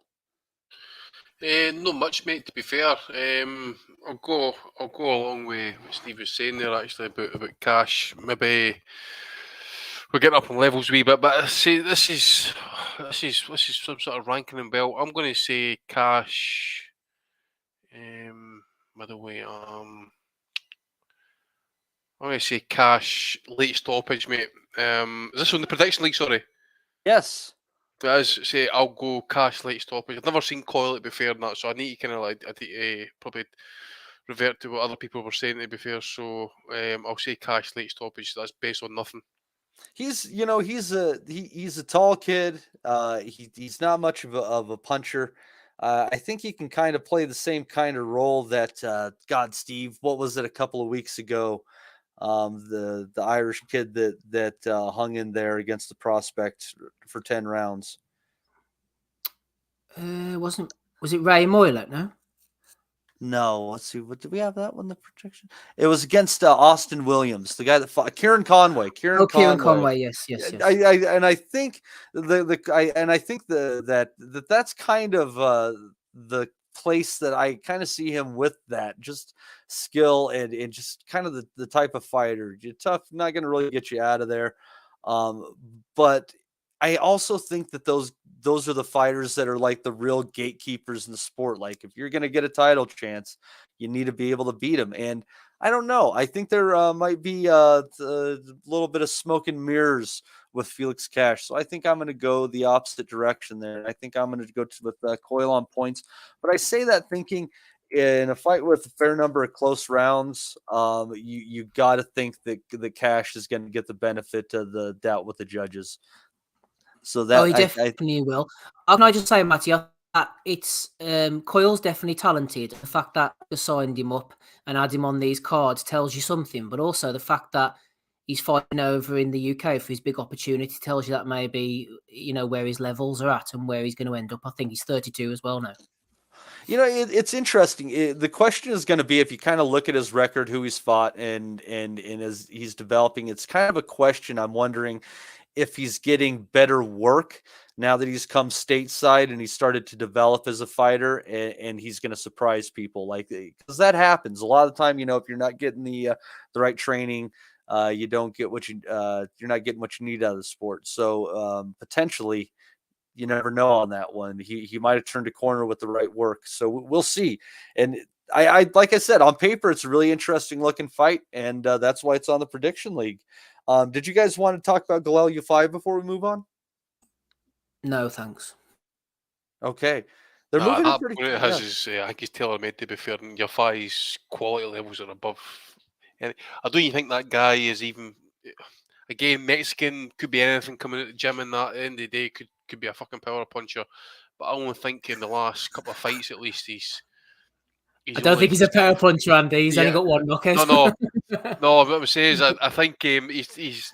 I can't remember what I was saying there. Sorry. So he's only got one knockout. As I say, I don't think he's a power puncher as such, but it could be anything. As I say, he's coming out. You just don't know about the Mexicans and that. They're tough, aren't they, them boys? You just exactly. But it's only the last couple of fights I think he's been starting up his opponents and that. But I think his opponents, especially the have his career, have been quite nondescript records, like 4-1 and 1-5 and 6-2, that type of stuff. So Fi's levels above this guy, I would say. So I think he probably stops him pretty early, I would say.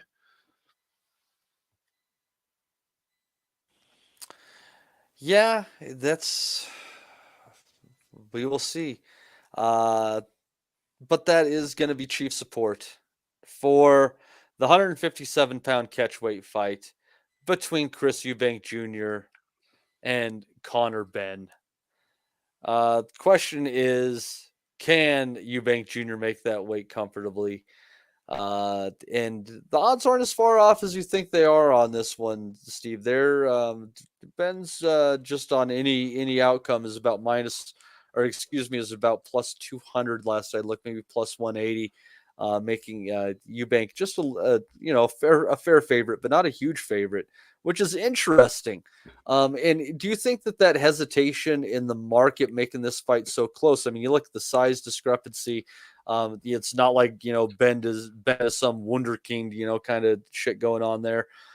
So it's do you think the question in the betting market and why that's so close is, can Eubank make the weight safely? It could be, but maybe they're looking at it from a perspective that I'm looking at it from, and that neither of them are that great. And Eubank's not that great either. And I'm a bit of a fool. I'm not afraid to put my neck on the line here, but I don't think the fight's that far apart as people think, because I don't think Eubank is really that good. And I'll not say my pick just yet, but I can see what they're doing. It's a cynical fight to make for me. It just feels very cynical, given the dad's fought and you've got the names. It's a periphery fight. Eubank has spent his whole career on the periphery. And for Ben, they've been pushing him along, and then all of a sudden they can say, well, he's not ready for the top welterweights, so let's put him in this carnival fight. If he loses, then it won't really matter. He'll make a shitload of money, and they can say, oh, he stepped up, he dared to be great, he put in a good effort, provided he doesn't get knocked out in the first round, which I don't think he will. I think he's going to go rounds as it happens. And they can come again even though Jade can't. But it just reeks of the zone, the whole thing, and the whole kind of Eddie philosophy or lack of building things up. They were building Ben up quite nicely, sticking him in against the likes of Vargas, Van Heerden, Algieri. From a sort of casual perspective, they were building him up quite nicely, knocking these guys out. You would think the natural step is to then start winning these periphery titles and going on to challenge someone for a belt at 147. But instead, they spot the tenor sitting on the road and, oh, quick, let's go and grab that money, shall we? Ben against Eubank, they're kind of around each other in weights. Let's go off and get them a fight against each other. It's that whole DAZN circus kind of carnival model of just taking the money. The same the other week, Canelo against Triple G, and the same fact they're putting on all these YouTubers and stuff. They're just going from one thing to the other, trying to find some shit that sticks. They think the casual market are going to lap it up. They've had them on BBC. They've had them on ITV. I think they will make good sales for this. Whether it'll be a long-term play and they'll get long-term subscribers out of it is a completely different matter. But I think that it fits completely with their model. I can see why they've done it. They'll make money. It's an absolutely cynical move. Eubank Jr., I think he'll make the weight safely, to be honest with you. I don't think there'll be a problem with that. And I think he'll win on points. I think Ben will go longer than people think. I don't really hate the fight. I just feel indifferent about it. It doesn't really bother me. It doesn't do anything for anybody's career. It doesn't do anything for boxing. It's just a one-off, cynical money grab. And I think Eubank will win on points. I actually think Ben will go the distance. That's interesting. I think the over-under on this fight, it was 8.5 rounds, Steven. This is scheduled for 12, I believe. Yep. So that's interesting on that one. I tend to think that any success that Ben is going to have is going to end up being late. Andy, do you think that Eubank's old man was just running his mouth about pulling him from the fight and things like that to sell the fight? Do you think that's just dramatics to put money in his kid's pocket more than anything? Oh, without doubt, mate. Without doubt. Eubank's the master of show, hasn't he? He's always been that showman. He's always, thing. I mean, I did watch the first episode. I think there's, I think it's maybe a 2 or a 3 part series that the Zone released on YouTube. I watched the first episode there on YouTube the other day there, and his dad, Senior, was telling Junior to kind of wait another year. And I'm like, really? I mean, what weight is that going to be at if he's been forced to wait another year? I don't know. I agree with Steve saying it's a cynical money grab. I do agree it's going to make good viewing, good figures. I dare say this will be one of these fights we'll hear about the actual figures for this fight, I would imagine. I just think Eubank, Ben, he's got to be active. We see Eubank in fights where he kind of switches off and wants to kind of prance about and do wee things with his jab and maybe work off his jab or whatever and just kind of flatter to deceive. I think if Ben was to come in like the old man of old and like smoking hot, throwing punches, just put everything on the line and go for it. Fucking put your balls on the line. He's doing that anyway by going up with so much weight and he can maybe mention about the weight disadvantage with the Eubank coming down, but I was saying to Stephen that was before I started the show. I'm kind of weird about watching Eubank eating all this burger stuff and not them trying to build the height, but Eubank's always kind of struck me as someone who's kind of regimented and very kind of strict with his diet, what he puts into his body, and that's. I think a lot of that's just for show. Maybe it's low carbs, who knows? But part of me thinks at the start I was a bit pissed off by this fight getting made because I think potentially a serious accident could happen here because if Ben does get hurt, and we've seen Ben slightly gas in fights, we've seen him kind of get wobbled in fights as well. I think Eubank's a dirty finisher. He doesn't really bother about what people think about him. I think he would go in there for the kill, take him out of there, possibly even damage him if he could. Obviously, they're kind of talking things up about, this is Ben Eubank 3 and it's the sons to carry the legacy of the fathers, all this type of stuff. But it's just a cynical money grab. But if Ben can somehow come in here smoking hot, just keep his punches going, roll underneath, just keep active, keep busy, keep the punches going. I think if he can make Eubank work at a pace, it could work to his favour. But at the same time, I just somehow think this bigger guy could, especially with uppercuts, he could maybe catch Ben with an uppercut, right uppercut coming in. If he gets a bit sloppy, maybe leans over the front foot a little bit, he can get caught. And as I say, maybe Ben, he's got moments of gassing. I'm going to say Eubank gets him late. I think Eubank's going to take him out late. I'll say about the 10th round.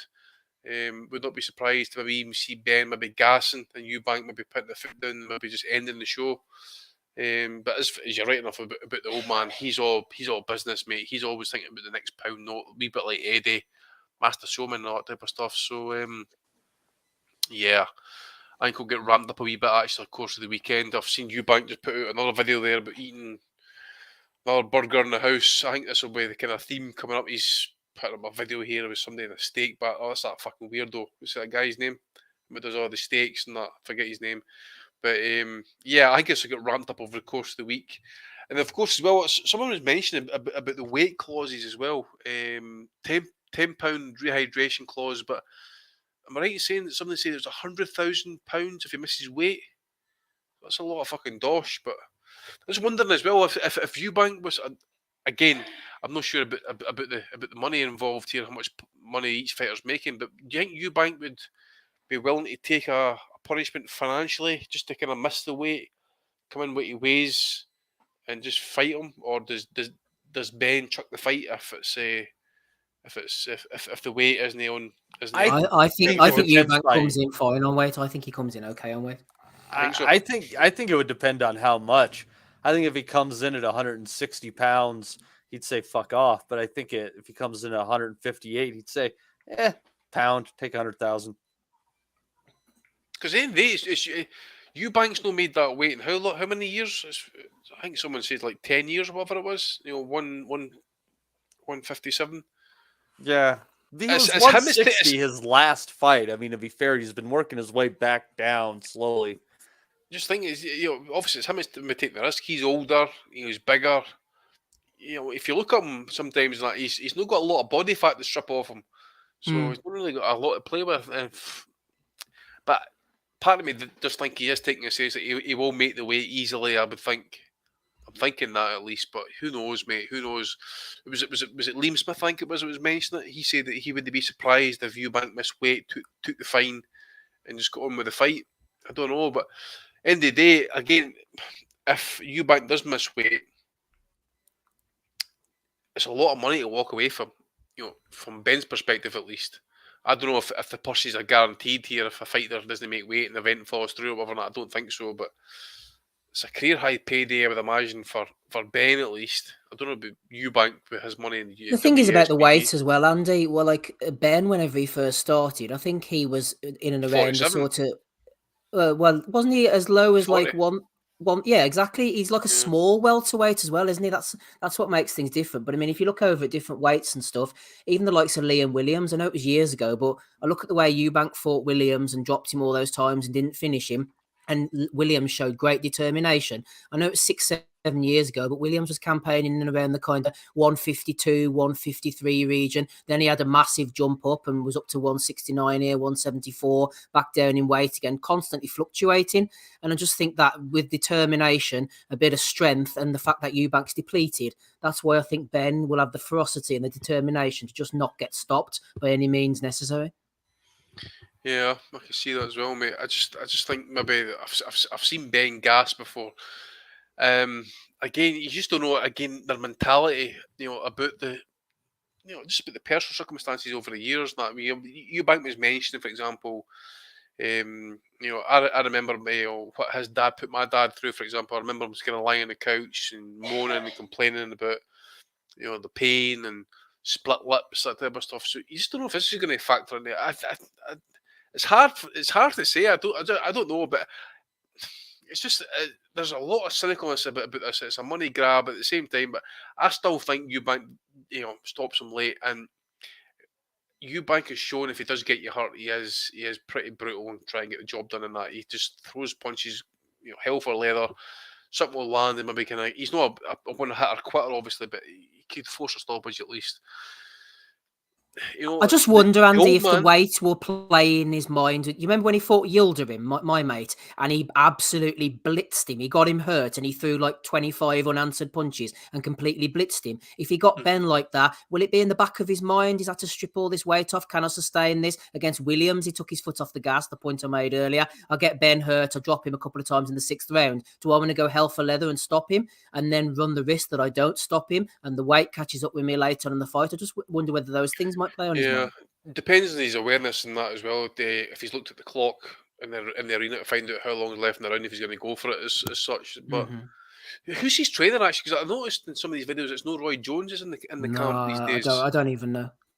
Is that right? Okay, so it's just that was the other thing as well about Eubank. He seemed to be kind of be caught in the last two fights with his style as such. I felt he was kind of more conservative, trying to be kind of Roy Jones-esque, shall we say. But he's, you kind of expect him to kind of cut loose. Was it the Marcus Morrison fight? I'm trying to remember at this point. Yeah, I think that fight was the one that was complete. Was that one of his first fights with Roy Jones? It was complete and utter wank. I forget how long ago that was, but he's not been exactly kind of great to watch. He said Williams has done it a few times, Steve says, but I still think with the weight, even the weight, the 24 hours, the £10 rehydration, depends when the weigh-in is for the £10. He's then got a few more hours to kind of pack on some more weight. I don't know, mate. I just don't know at this point. I still think Eubank does it in the second half of the fight. I'll leave it at that. But if he does get Ben, if he gets Ben hurt, Ben's gonna fucking have to have his old man spirit, man, and fucking dig out of the trenches because Eubank will be there to fucking take him out. I'm kind of going against the tide on this one, and I don't know that he makes the weight safely, and that's what's lingering in my head. And Ben hasn't necessarily been a late stretch runner, but is that because he is having issues making 147 pounds? I mean, when he knocks people out, he's doing it early. And I think Eubank might make a tactical error. Maybe he makes the weight okay. He's not going to, no matter what, it's not going to be like, oh man, that was just simple as shit. And I think he's going to think that he can get Ben out of there early. And I think he's going to ruin his tank in the process. And I think shockingly on the other side of Andy, I think it is going to be the second half of the fight, but I think Conor Benn's going to do it. And I'm going to relate that far more to the weight and that tactical mistake of going hard, going early by Eubank. So I'm going to go with Ben by stoppage. Bloody hell. Here, wasn't there a video of Eubank eating a burger during the week or something going on? I've been mentioning that there. Surely he's not going to miss the weight and then that be floating about. That's you know what you need to do? You know what you need to do with these videos when he's like videoing himself, or like I see the Zone or maybe Matchroom have got a video of him eating his burger. You need to confirm if he actually ate the whole fucking lot, because it's like, okay, having one bite out it.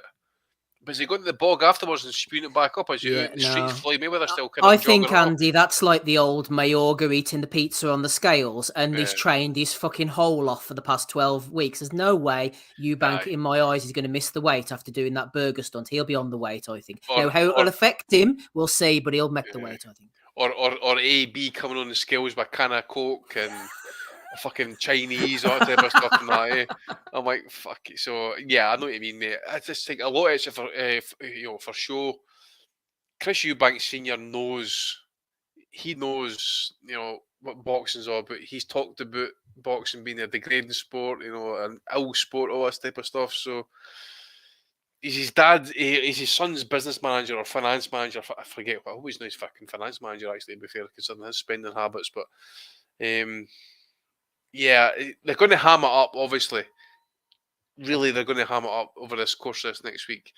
But I just think the size of Eubank is, even at 157, if he makes it safely, no problems, no issues, not having to fucking strip it, come back 2 hours later, like having to take off a half ounce, for example. If that is the case, again, there's been a wee bit of problem trying to make the weight. But Eubank, to me, he's always struck me as a guy who's always stuck to his code. The Warriors code, obviously. The fucking, just always been regimented, always been kind of like in shape, spoke a good fucking game, that type of stuff. I think he'll come in shape as well, but I just hope it doesn't deplete him. But at the same time, as people can't complain if this fucking shit bombs, because if Ben somehow if this fight just looks shit on paper and it's shit to watch at the end of the day, you remember you've got a fucking fighter who's been not so much forced, but he's had to agree to come down in weight below 160 to kind of compensate for the guy coming up 2 weight divisions, essentially, and fucking the £10 rehydration clause. So you're hedging your bets a little bit there as well as a promotion.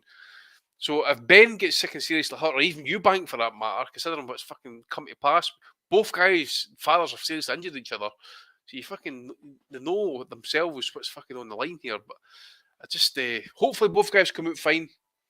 But it's just a fucking money grab, mate. There's nothing positive comes off for the winner for me in this fight for me. Nothing.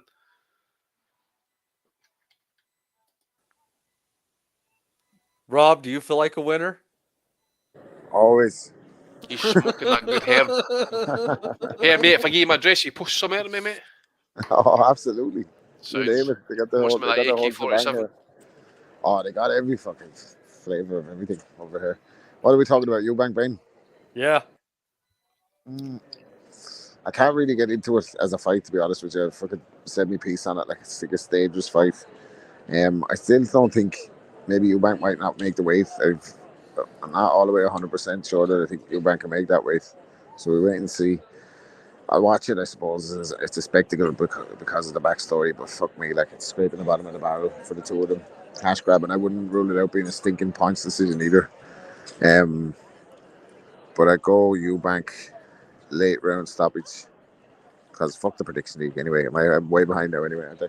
No, you're tied with Steve for the lead. Oh, I mean, what did Steve say then? He said Eubank by decision. Yeah, I think I wouldn't rule that out if it be a stinker. Stinks out the joint. But speaking of stinking out the joints, what's your cost? So, mate, saying about that joint, you're stinking at the fucking whole place you've got in your fucking palm now, mate. Eh? Well, they want to say the whole place, the whole city smells like weed, basically. Woo! But everybody's in very good form, which is good news. Fantastic. Hey, who do you think's going to win between Felix Cash and Conor Coyle, man? Felix Cash decision. And what about the rematch between Yerwin Ancajas and Martinez? Martinez beat him last time out. He's the one who lifted his belt. Ancajas stoppage. Ooh, ultimate revenge. I said the same. Did I know that go Ancajas stoppage as well? You went decision. I'm going stoppage. I've changed my mind. All right. There you go. So anything else popping? No, apart from the beautiful city of Amsterdam, which is popping on a Sunday night. Let me tell you. And you, buddy, you're always popping as well. Well, that's true. No, we actually just wrapped that. We're getting ready to go into the Bellew of the week. Actually, Do you know what? I was in Amsterdam I've been twice. I was there about 20 years ago, and we were out and about 4 or 5 o'clock in the morning looking for a bottle of water. And I tell you what, everything was closed. You think Amsterdam, the city that never sleeps, everything was closed at 4 o'clock in the morning. So I don't know what it's like there now, Rob. You wouldn't want to be dehydrated laid out here, Steve. All right. Especially the weapons, especially that weapons grade stuff. And by the way, don't go down the fucking damn rack, mate. Then go down that fucking transgender central bit. You can't know about it. Whatever floats your boat. There's something for everybody over here. You know what I mean? No, I have. No, I've been there a couple of times. Oh, this is my first time. Is it? Or it won't be last. Yeah. What's your missus saying there? How you doing, That's sweetheart? her third time being here. She's an experienced fucking Amsterdam. She says that, but she don't know where any fucking thing is. Like, we're fucking going around lost for the last 2 days. She don't know nothing. Just Google Maps it, mate. You need Google Maps. You don't even have Google Maps. Forget about it. You need to go see Van Gogh's museum then. Go see him. Come see me. This is it. And the chap behaving themselves this week, by the way. He's going down. You can tell Rob's hazed that he's not here, eh? And Steve, if you don't mention that Josh Taylor thing, you're upset. I've forgotten all about it. No, I'm not mentioning it just to spite him. Yeah, good stuff. Right, I'll catch you next week, lads. I'm definitely all right, cheers, Rob. Be well, Rob. Rob is blazed with the haze, man. Here, seeing as it's a slow week, I'll tell you another Amsterdam story. So back when I went back in the day, when I was young, free and single, they used to have these glass booths, and all the women were in there. I don't know what it's like now. I haven't been for years, but all the women were in there, and there was a fella going past, and you're not allowed to film them. And he gets his camera out and he starts filming one of the girls. Next thing you know, she absolutely flips her lid, pushes the glass door open, flies out, grabs the camera off him, starts punching the head off the fella in front of everybody. And the worst thing was, the glass booth that she ran out of proper stunk of piss, man, real bad. So yeah, there's an Amsterdam story for you. Hell, man. Jesus. Listen, I can't even go into some of these stories, man, because there's fucking ears listening in, so I can't. But that was Amsterdam's just fucking wild as fuck, man. It's just fucking nuts, crazy. Yeah, on a more important note, Matty Ames was asking about a post-fight pod for Eubank Benn. I'm going around my friend's house to watch the fight. I haven't seen him for years, so I don't know if I'll be back home. So if you want to do it, work away. I can't guarantee that I'll be back home in time for it, but it probably feels like something that we would do. But if nobody's up for it and I'm not there, then we'll knock it on the head. If you set it up and the boys want to do it, I'll run the show. That's fine. Okay, we'll see what the lads want to say off air, but I'm just letting you know I 99% won't be able to make it, as I said, but yeah, it's probably worth doing if you guys are up for it. Oh, I'm just happy that you made a friend. I've got a couple of friends actually.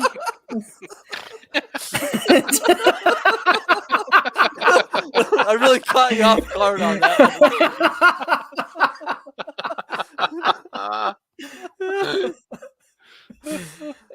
Anyways, you want to take it for the value of the week, or do you need to go sulk in a corner for a couple minutes?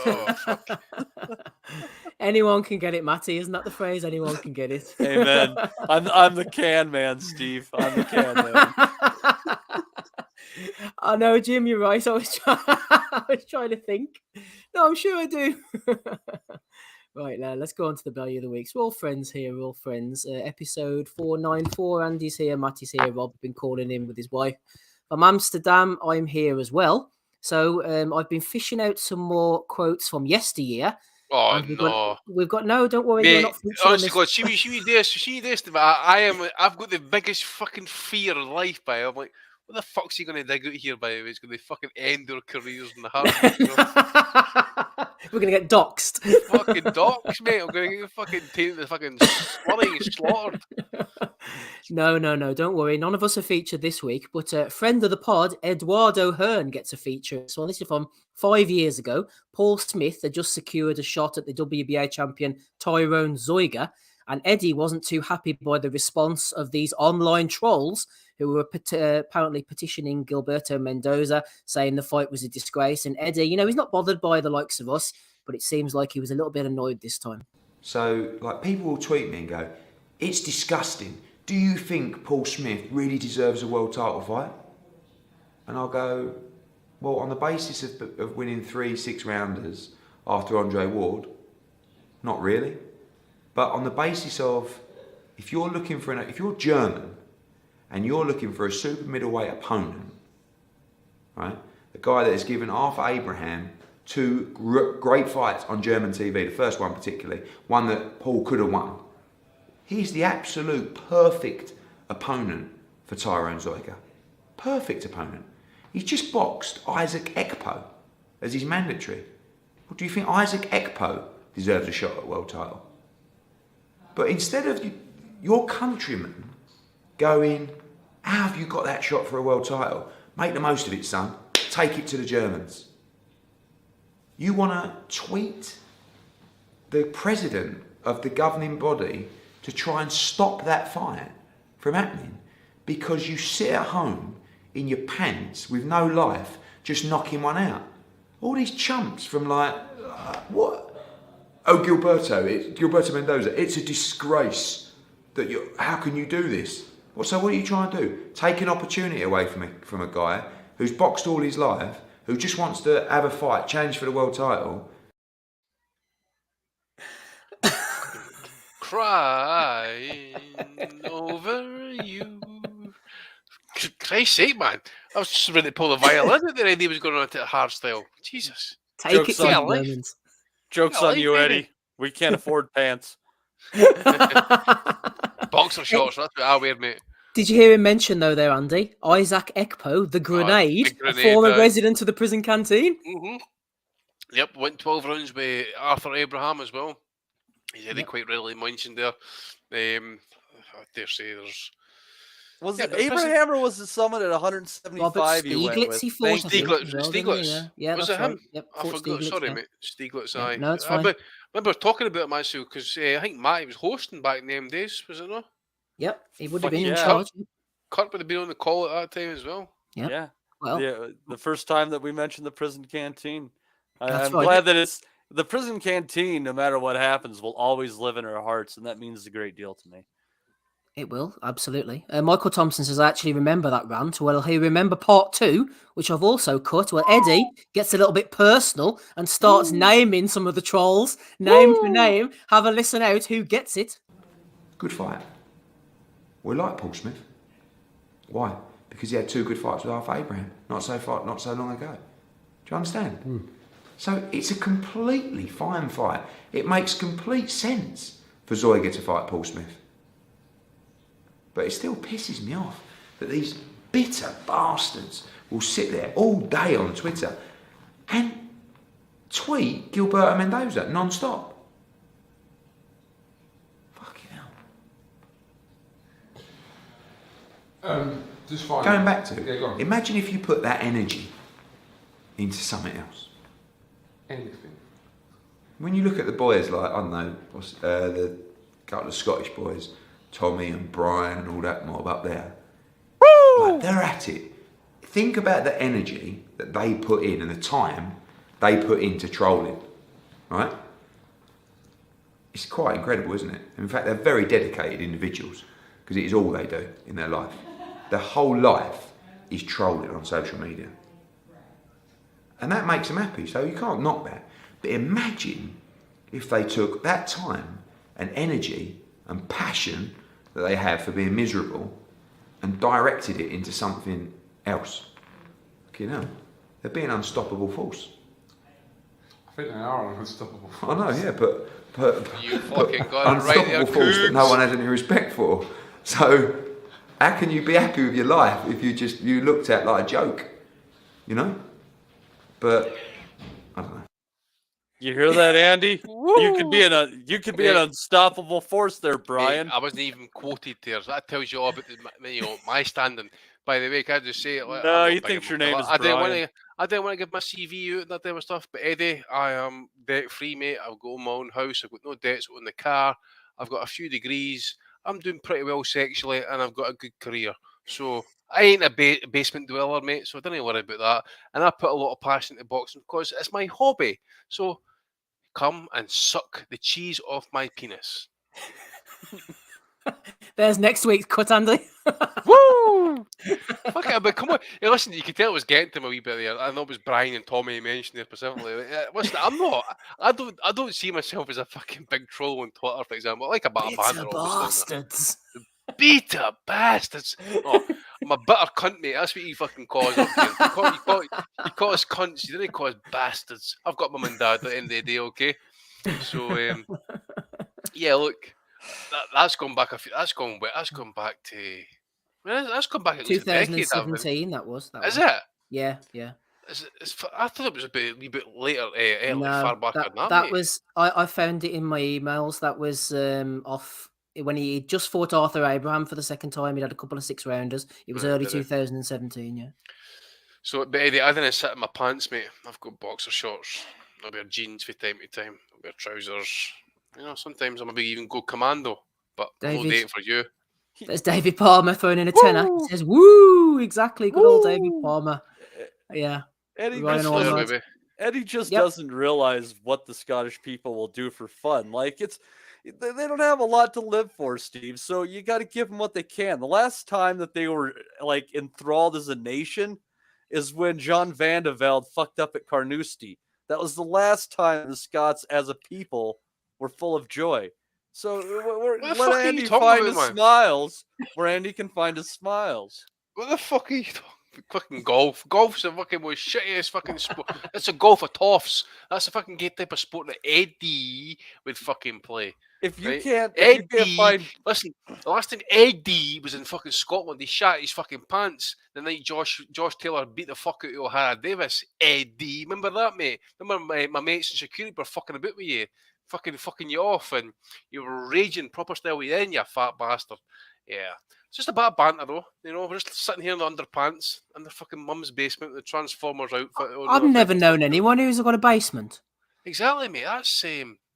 Matty's got a basement, though, hasn't he? That's American. He has. Yeah. We don't have basements, though. No. There you are. Yep. No, he's not. He wasn't accusing me, Ryan Ormerod. I'm not a Twitter troll. Yeah, boxing news. I was former boxing news, but in a previous life, the Dr. FNG, though, he's the main man here. He's thrown in 15 Australian dollars. He says, "Keep outing the hypocrisy, lads." Thank you very much to you, Dr. FMG. You think Bean's got a basement? Someone's asking there. Oh yeah, he'd have a basement. All right. Gabe's, what's in Gabe's basement? It's been absolute Gabe himself. I think he hasn't been let out in about 2 years. Where the fuck is he, Matt? You might get in contact with him by see where the fuck he is. I did. I contacted him. He said he's all right. He's still alive. Yeah. Steve, our local fucking help the elderly. I was worried about him. I was worried about him because whenever he said before he was touching £500, I thought he mustn't be getting out. What is he fucking training about Yokozuna or something like that? What the fuck? £500? See, that's the fortunate thing about trailers. They don't have basements. But mate, £500, the axle would fall off that fucking trailer straight away. What the fuck is going on? Dude, I thought if I insulted him, I could tease him out of his hiding place, but I tease him out slowly. So they had an episode like a little bitch. They had an episode of Jerry Springer where they took off somebody's wall and went in with a forklift in order to get them into a van, to get them into a cargo plane, to get them to a weight loss center. And I'm just saying it's a whole lot easier to take the wall off a trailer than off of a house. It's but stick a dynamite up his arse and blowing him apart, man. Fucking hell. Oh, I'm choking on my own nastiness. £500, man. That's Just glad Yokozuna territory, man. Just be glad you aren't choking on a sandwich, but you can't move to fucking find a way. Mate, he probably eats a sandwich with one fucking breath. What are you talking about? Just be glad that you're not stuck in a bed washing yourself with a rag on a stick. Fucking hell. 90 says Gabe's basement has an underground tunnel that leads straight to Epstein's Island. No, it leads straight to a McDonald's. Oh, Gabe, we love you, man. Come back. We don't need Gabe now. We've got Justin, the North Carolina assassin. Is North Carolina near Texas, Matty? They sound the same. No, North Carolina is closer to probably might even be closer. The edge of North Carolina might be closer to you than it is to Texas, because it's Right. it's on the Atlantic seaboard. Oh, okay. Yeah. Well, anyway, yeah, we need Gabe back. That's the main message, Matty. I want to get across tonight. We need Gabe back. We do. We'd be happy to buy your next Big Mac. Yes, we will indeed. We'll help. We'll help you slowly kill yourself, Gabe. Anyway, talking to people who need to come back. Demetrius Andrade is reassuring his many fans, including Mel B. We just getting started. Keep calm. Keep calm and walk away. We just don't getting carry on. started. Don't keep calm and carry on. Keep calm and walk on. That's what you need to fucking do. Well, maybe. Most shocking, interesting, shitty careers ever to fucking shattering civilization, man. Well, he is from Rhode Island, Andy, so he might turn up on one of these cards down in New Hampshire. New York's Laquan Lewis going against pro debutant Dillian Fellion. Looks like he's in great shape. Of Vermont on Thanksgiving. He looks like he could do a good Thanksgiving dinner with him, that poor fella. Fuck. That's someone that could do me some stuff. Look at that. How are they in the same weight class? One of them looks like looks like being sliced with fucking navel to fucking belly button, man. What the fuck? One of them looks like a middleweight, and the other one looks like he's fucking suffering from a skin condition, but he's like from Central Africa. Weight divisions are for pussies, Matty, in this county. Clearly. Jesus fucking Christ. That dude needs a sandwich. At Dylan Fellion going in against Laquan Lewis on Wednesday, November the 23rd in New Hampshire. We wish them both well there. Michael McElwee, friend of the pod, says, it says, well, these aren't available on YouTube themselves in response to IFL's big news. With no major live boxing on this evening, we'll be streaming Floyd Mayweather's, Roberto Duran's, Tyson Fury's, and Muhammad Ali's greatest wins over on our YouTube channel. Watch from 7 o'clock BST here. They've started showing fights, Andy, on their YouTube channel. I mentioned the other week, didn't I? They showed Oscar getting knocked out by B-Hop. I wonder what this new rights thing's come from. Yeah, I wonder if Uncle Dan's maybe been speaking to Uncle Bob, because Bob's got a lot of rights to those fights. So especially some of the Duran ones. Fury obviously being mentioned there. Who's the other couple of fighters? Floyd. Ali, Fury, Duran, Floyd. Yeah, so again, depending on the fights that were shown, I wouldn't be surprised if a lot of them are put on by Top Rank, possibly. Yep. And deals been made. But Cougs, he's got a lot of ability to pay, mate. So he's just got to do the grifting. That's all he's got to do. Yeah, as the Warrior Web says, though, I imagine the revenue will probably be going to the likes of Top Rank or the original kind of creators. Yeah. I would say so. Yeah, I did say there'll be a cut of some sort across all parties, I would imagine. Yeah, Watch, exactly. probably going to be Floyd Mayweather in his total of 3 rounds against Japanese fighters in the last year. Oh, it'd be when he fought like Henry Bruxelles or some fight like that. Oh, Jesus. Those are the days. He started talking to people at ringside. Anyway, ID Boxing, that's where it's at as far as we're concerned. Anthony Fowler. A lady said to me the other day, the only enjoyment she's got in her life is a bag of Maltesers when her kids go to bed. It upset me, that. You need to be kind to everyone you meet. You don't know what they're going through.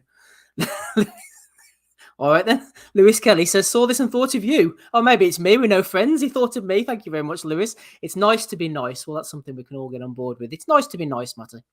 Describe a Malteser to me. I'm curious about these candies.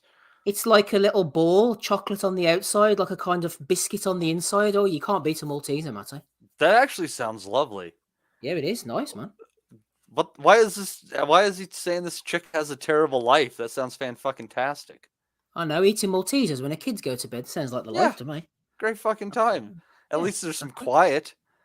Here, Matty, let me tell you something. See if you eat too many Maltesers, you'll end up like this fella. Wow, that's a large gentleman. Lovejoy, the most avoided heavyweight in the world. That's from Matty, useless Matt, 85. That's not you, is it? No, that's not me, but I am pretty useless. Talking of useless, where's Andy gone? I just realised we've lost him. What? Andy's disappeared. That son of a bitch. Oh, well, it's just me and thee. We'll pair on regardless with Greg Cross. He says, Bellew of the Week for Fury. Saying Joe Joyce isn't worthy of a fight yet. Char is, as was Wallin and Schwartz. Tyson Fury said, it's not your it's your time, Big Joe. I have to win undisputed first versus the middleweight. You also have to build yourself up to the big time. So a nomination for Tyson Fury there. Also a nomination from Ben Russell for award-winning pundit Dave Allen. He's like shit in a field, is Dave. Turning up at Black Atom Promotions for Liftoff. Here's a good one for you, Matty. If you weren't going to buy AJ Bunker versus Carla Howe on DAZN, you will now after this promo that is cut by Miss Howe. She says, come and watch me win my first ever boxing match off the back of 3.5 weeks training. P.S. I've had no prior boxing experience at all. 15th of October, Sheffield Arena. So she's been putting in the hard yards there. 3.5 weeks, no training prior. I bet it's not going to show one bit in the ring. I bet it's like a fish in water, Steve. I imagine so. Matthew Butters, who's in the chat there, shout out to I can't believe it's not Butters. He says Tyson needs to be Bellew of the Week for this back and forth nonsense. Tyson Fury's full statement to Anthony Joshua today. I'm going to spare you all and not read that out in full. Maybe we'll get out of here before 10:30. Who knows? So half the day, and that's Brian King, who was name checked by Eddie earlier on in that little clip. He's nominated Everything Boxing for talking about the IBO title. He's nominated Adam Cattrall for just being Adam Cattrall. And he's nominated Simon Roberts for security-related talk. Here's one from Eddie. He says, the country will stop next Saturday. The older generation and now the younger generation. No, this is a real fight. He's talking about Benn versus Eubank there, Matty. The country will stop. Will it stop in the Di Gialinardo household? I guess stop is I'm going to be watching it while eating like potato chips, or as you call them, crisps, and enjoying some adult indulgence. So I guess if that's the world is stopped, yeah. If I get a phone call, I'll probably take it though. Yeah. Well, yeah. I feel like I should be sending you over a bag of Maltesers, Matty, but there'll probably be a melted big pile of mush by the time they get to you. That's a shame because I would really like to kick back and enjoy a snack of the Tyson Fury energy drink along with some Maltesers. Yeah, you certainly will. Let's move on then. Lee Wiley commenting on one of the best I've seen and mixing his upper body feints into the jab. Jab, jab, jab, jab, jab, hook. And friend of the pod, Ryan Deal, replaced it with Leon Lawrence getting stuck into Us Katagi. So there's some unrivaled boxing work from Lee Wiley there. Shocking moment, Matty. Do you remember that when Unk went in and punched Us Katagi? Sucker punched him in the corner? There was a black eye for boxing and probably the gentleman that got smacked. It certainly was. His trainer tried to jump in, but he just wasn't quick enough. O'Hara Davis says, I'm at your call. Some guy brought a live pigeon in his coat with him. He said it was his pet. Security saw him carrying the pigeon around and kicked him out. This is boxing fans for you. Have you ever tried to smuggle a bird into a boxing match, Matty? No, it hasn't occurred to me to try, but I guess I have a new goal in life. Like, especially if it's like one of those trained ones like Mike Tyson has. Like, do you think like maybe you could train it like to take a shit on a particular fighter just to distract him for a moment? You're like, if I could poop on Andy Ruiz for just a second, Wilder's going to land that right hand because he's not going to know what hit him. Like, literally, he's going to like, what the fuck is that? Boom. I don't know. Yeah. Pigeon. Okay. I'm in. Yeah, smuggle a rooster in. Get the cock out. Speaking on an episode of Pub Talk, Ebony Bridges said, I get love letters, all kinds of stuff. I get asked for bathwater, toenail clippings, sweat. It's all going on in the Ebony Bridges Appreciation Society, Matty. Bathwater, toenail clippings, and sweat is what they're asking Ebs for. Ugh. That's Stacey Smith, isn't it? It's got to be Stacey Smith, man. Oh dear, good old Ebs. She's fighting soon. I think she's got a fight coming up against Shannon O'Connell. Good luck to her for that. Those are all the ones that I've got. There's nothing from Aussie this week. Rob's off in Amsterdam doing who knows what, and Andy has unfortunately left us. So it's me and you, the gruesome Stephen, there wasn't anything for me to watch really, so I there's not much I can say. I guess I'll tell you what. I guess you can give one to whatever's holding up Spence and Crawford from getting done. And I got to lean that Crawford's doing the right thing, saying that he's willing to take the smaller share, but he wants to okay on some of these expenses and shit like that. Like the fact that he's saying like, no, you're not paying the Watson twins out of my pocket, motherfucker. Yeah, so I think somebody fucking trying to fuck around Terrence Crawford, whoever that person might be. From his people on up to the Al Heyman himself, the man. I think they got to get a nomination for fucking this fight. Well said. Just before I recap them all, I got this recommended to me on YouTube during the week. He said, what did you think of this video? Bellew of the week for episode 491 with an unfortunate random thumbnail of you holding up a shoe, Matty. Of course, I gave it 5 stars for excellent. It says, please tell us more. I said it was life-changing, heartwarming, and inspiring. So there you go. Bellew of the week there, Matty. I would also describe my footwear in similar terms. Good stuff. Right, let's recap them then quickly, and we'll go through the 2 of them before we exit out for this week. Oh, just before I forget, the Conlon will be drawing out a name from the Conlon giveaway next week. We've got the program and the press pass. I'll do that next week for anybody who's in the Patreon or has left a super chat during the course of September and this week as well. So we had Demetrius Andrade. We're just getting started. Keep calm, says Demetrius, as his career meanders to a stop. We have this kind of skinny-looking fella going against Laquan Lewis in New Hampshire. We had Michael McElwee nominating IFL TV. We had Anthony Fowler, Lewis Kelly, and the story of the Maltesers. We had Big Fat Lovejoy, the most avoided heavyweight in the world. Don't know what he does, but he's a character. That is for sure. We had Tyson Fury nominated by the Boxing Casual, friend of the pod, Greg Cross. We had Dave Allen for turning up on commentary. We had AJ Bunker and Carla Howe for selling their fight by admitting that they're both shit and haven't trained at all. We had Matthew Butters nominating Tyson Fury for all of his antics. We had Brian King nominating Everything Boxing, Adam Cattrall, and Simon Roberts. We had Eddie saying the country was going to come to a standstill. We had Lee Wiley due to outstanding Photoshop work from Ryan Deal. We had O'Hara Davis and the pigeon in the small hall show. And we had Ebony and the love letters. And shout out to Eddie for our videos as well, for talking about the bitter bastards, Tommy and Brian King. Decent week, solid enough week, I think. Workman-like effort from the boys throwing them in there, Matty. Who are you going for? What was the one right before the Ebbs there? That was the pigeon. Yeah, it's like it just didn't That was what I was register. going to go for. Yeah, I think you got to go for the guy that's bringing a pigeon into the boxing event. Like, don't you kind of want to get him on for an interview just to ask him about his pigeon? Like, if that guy contacted you, would you be up for like talking to him for 10 minutes? I would love to know more about his pigeon and what in his day led to him being like, I'm bringing my pigeon in. Like, you wonder if maybe he lost his pigeon and he found it and he's like, shit, I can't get to the show in time if I go bring my pigeon home. So I'm just going to bring my pigeon into the show. I mean, it's not like they're going to tell me people bring service dogs into places all the time. This is like a service pigeon. Yeah, I don't know. I want to know more, Steve. There's Like got a to be pigeon more. for the blind. Well, I tell you what, Yeah. Matty, pigeons have a strong association with boxing. We mentioned earlier, Mike Tyson was a pigeon fiddler.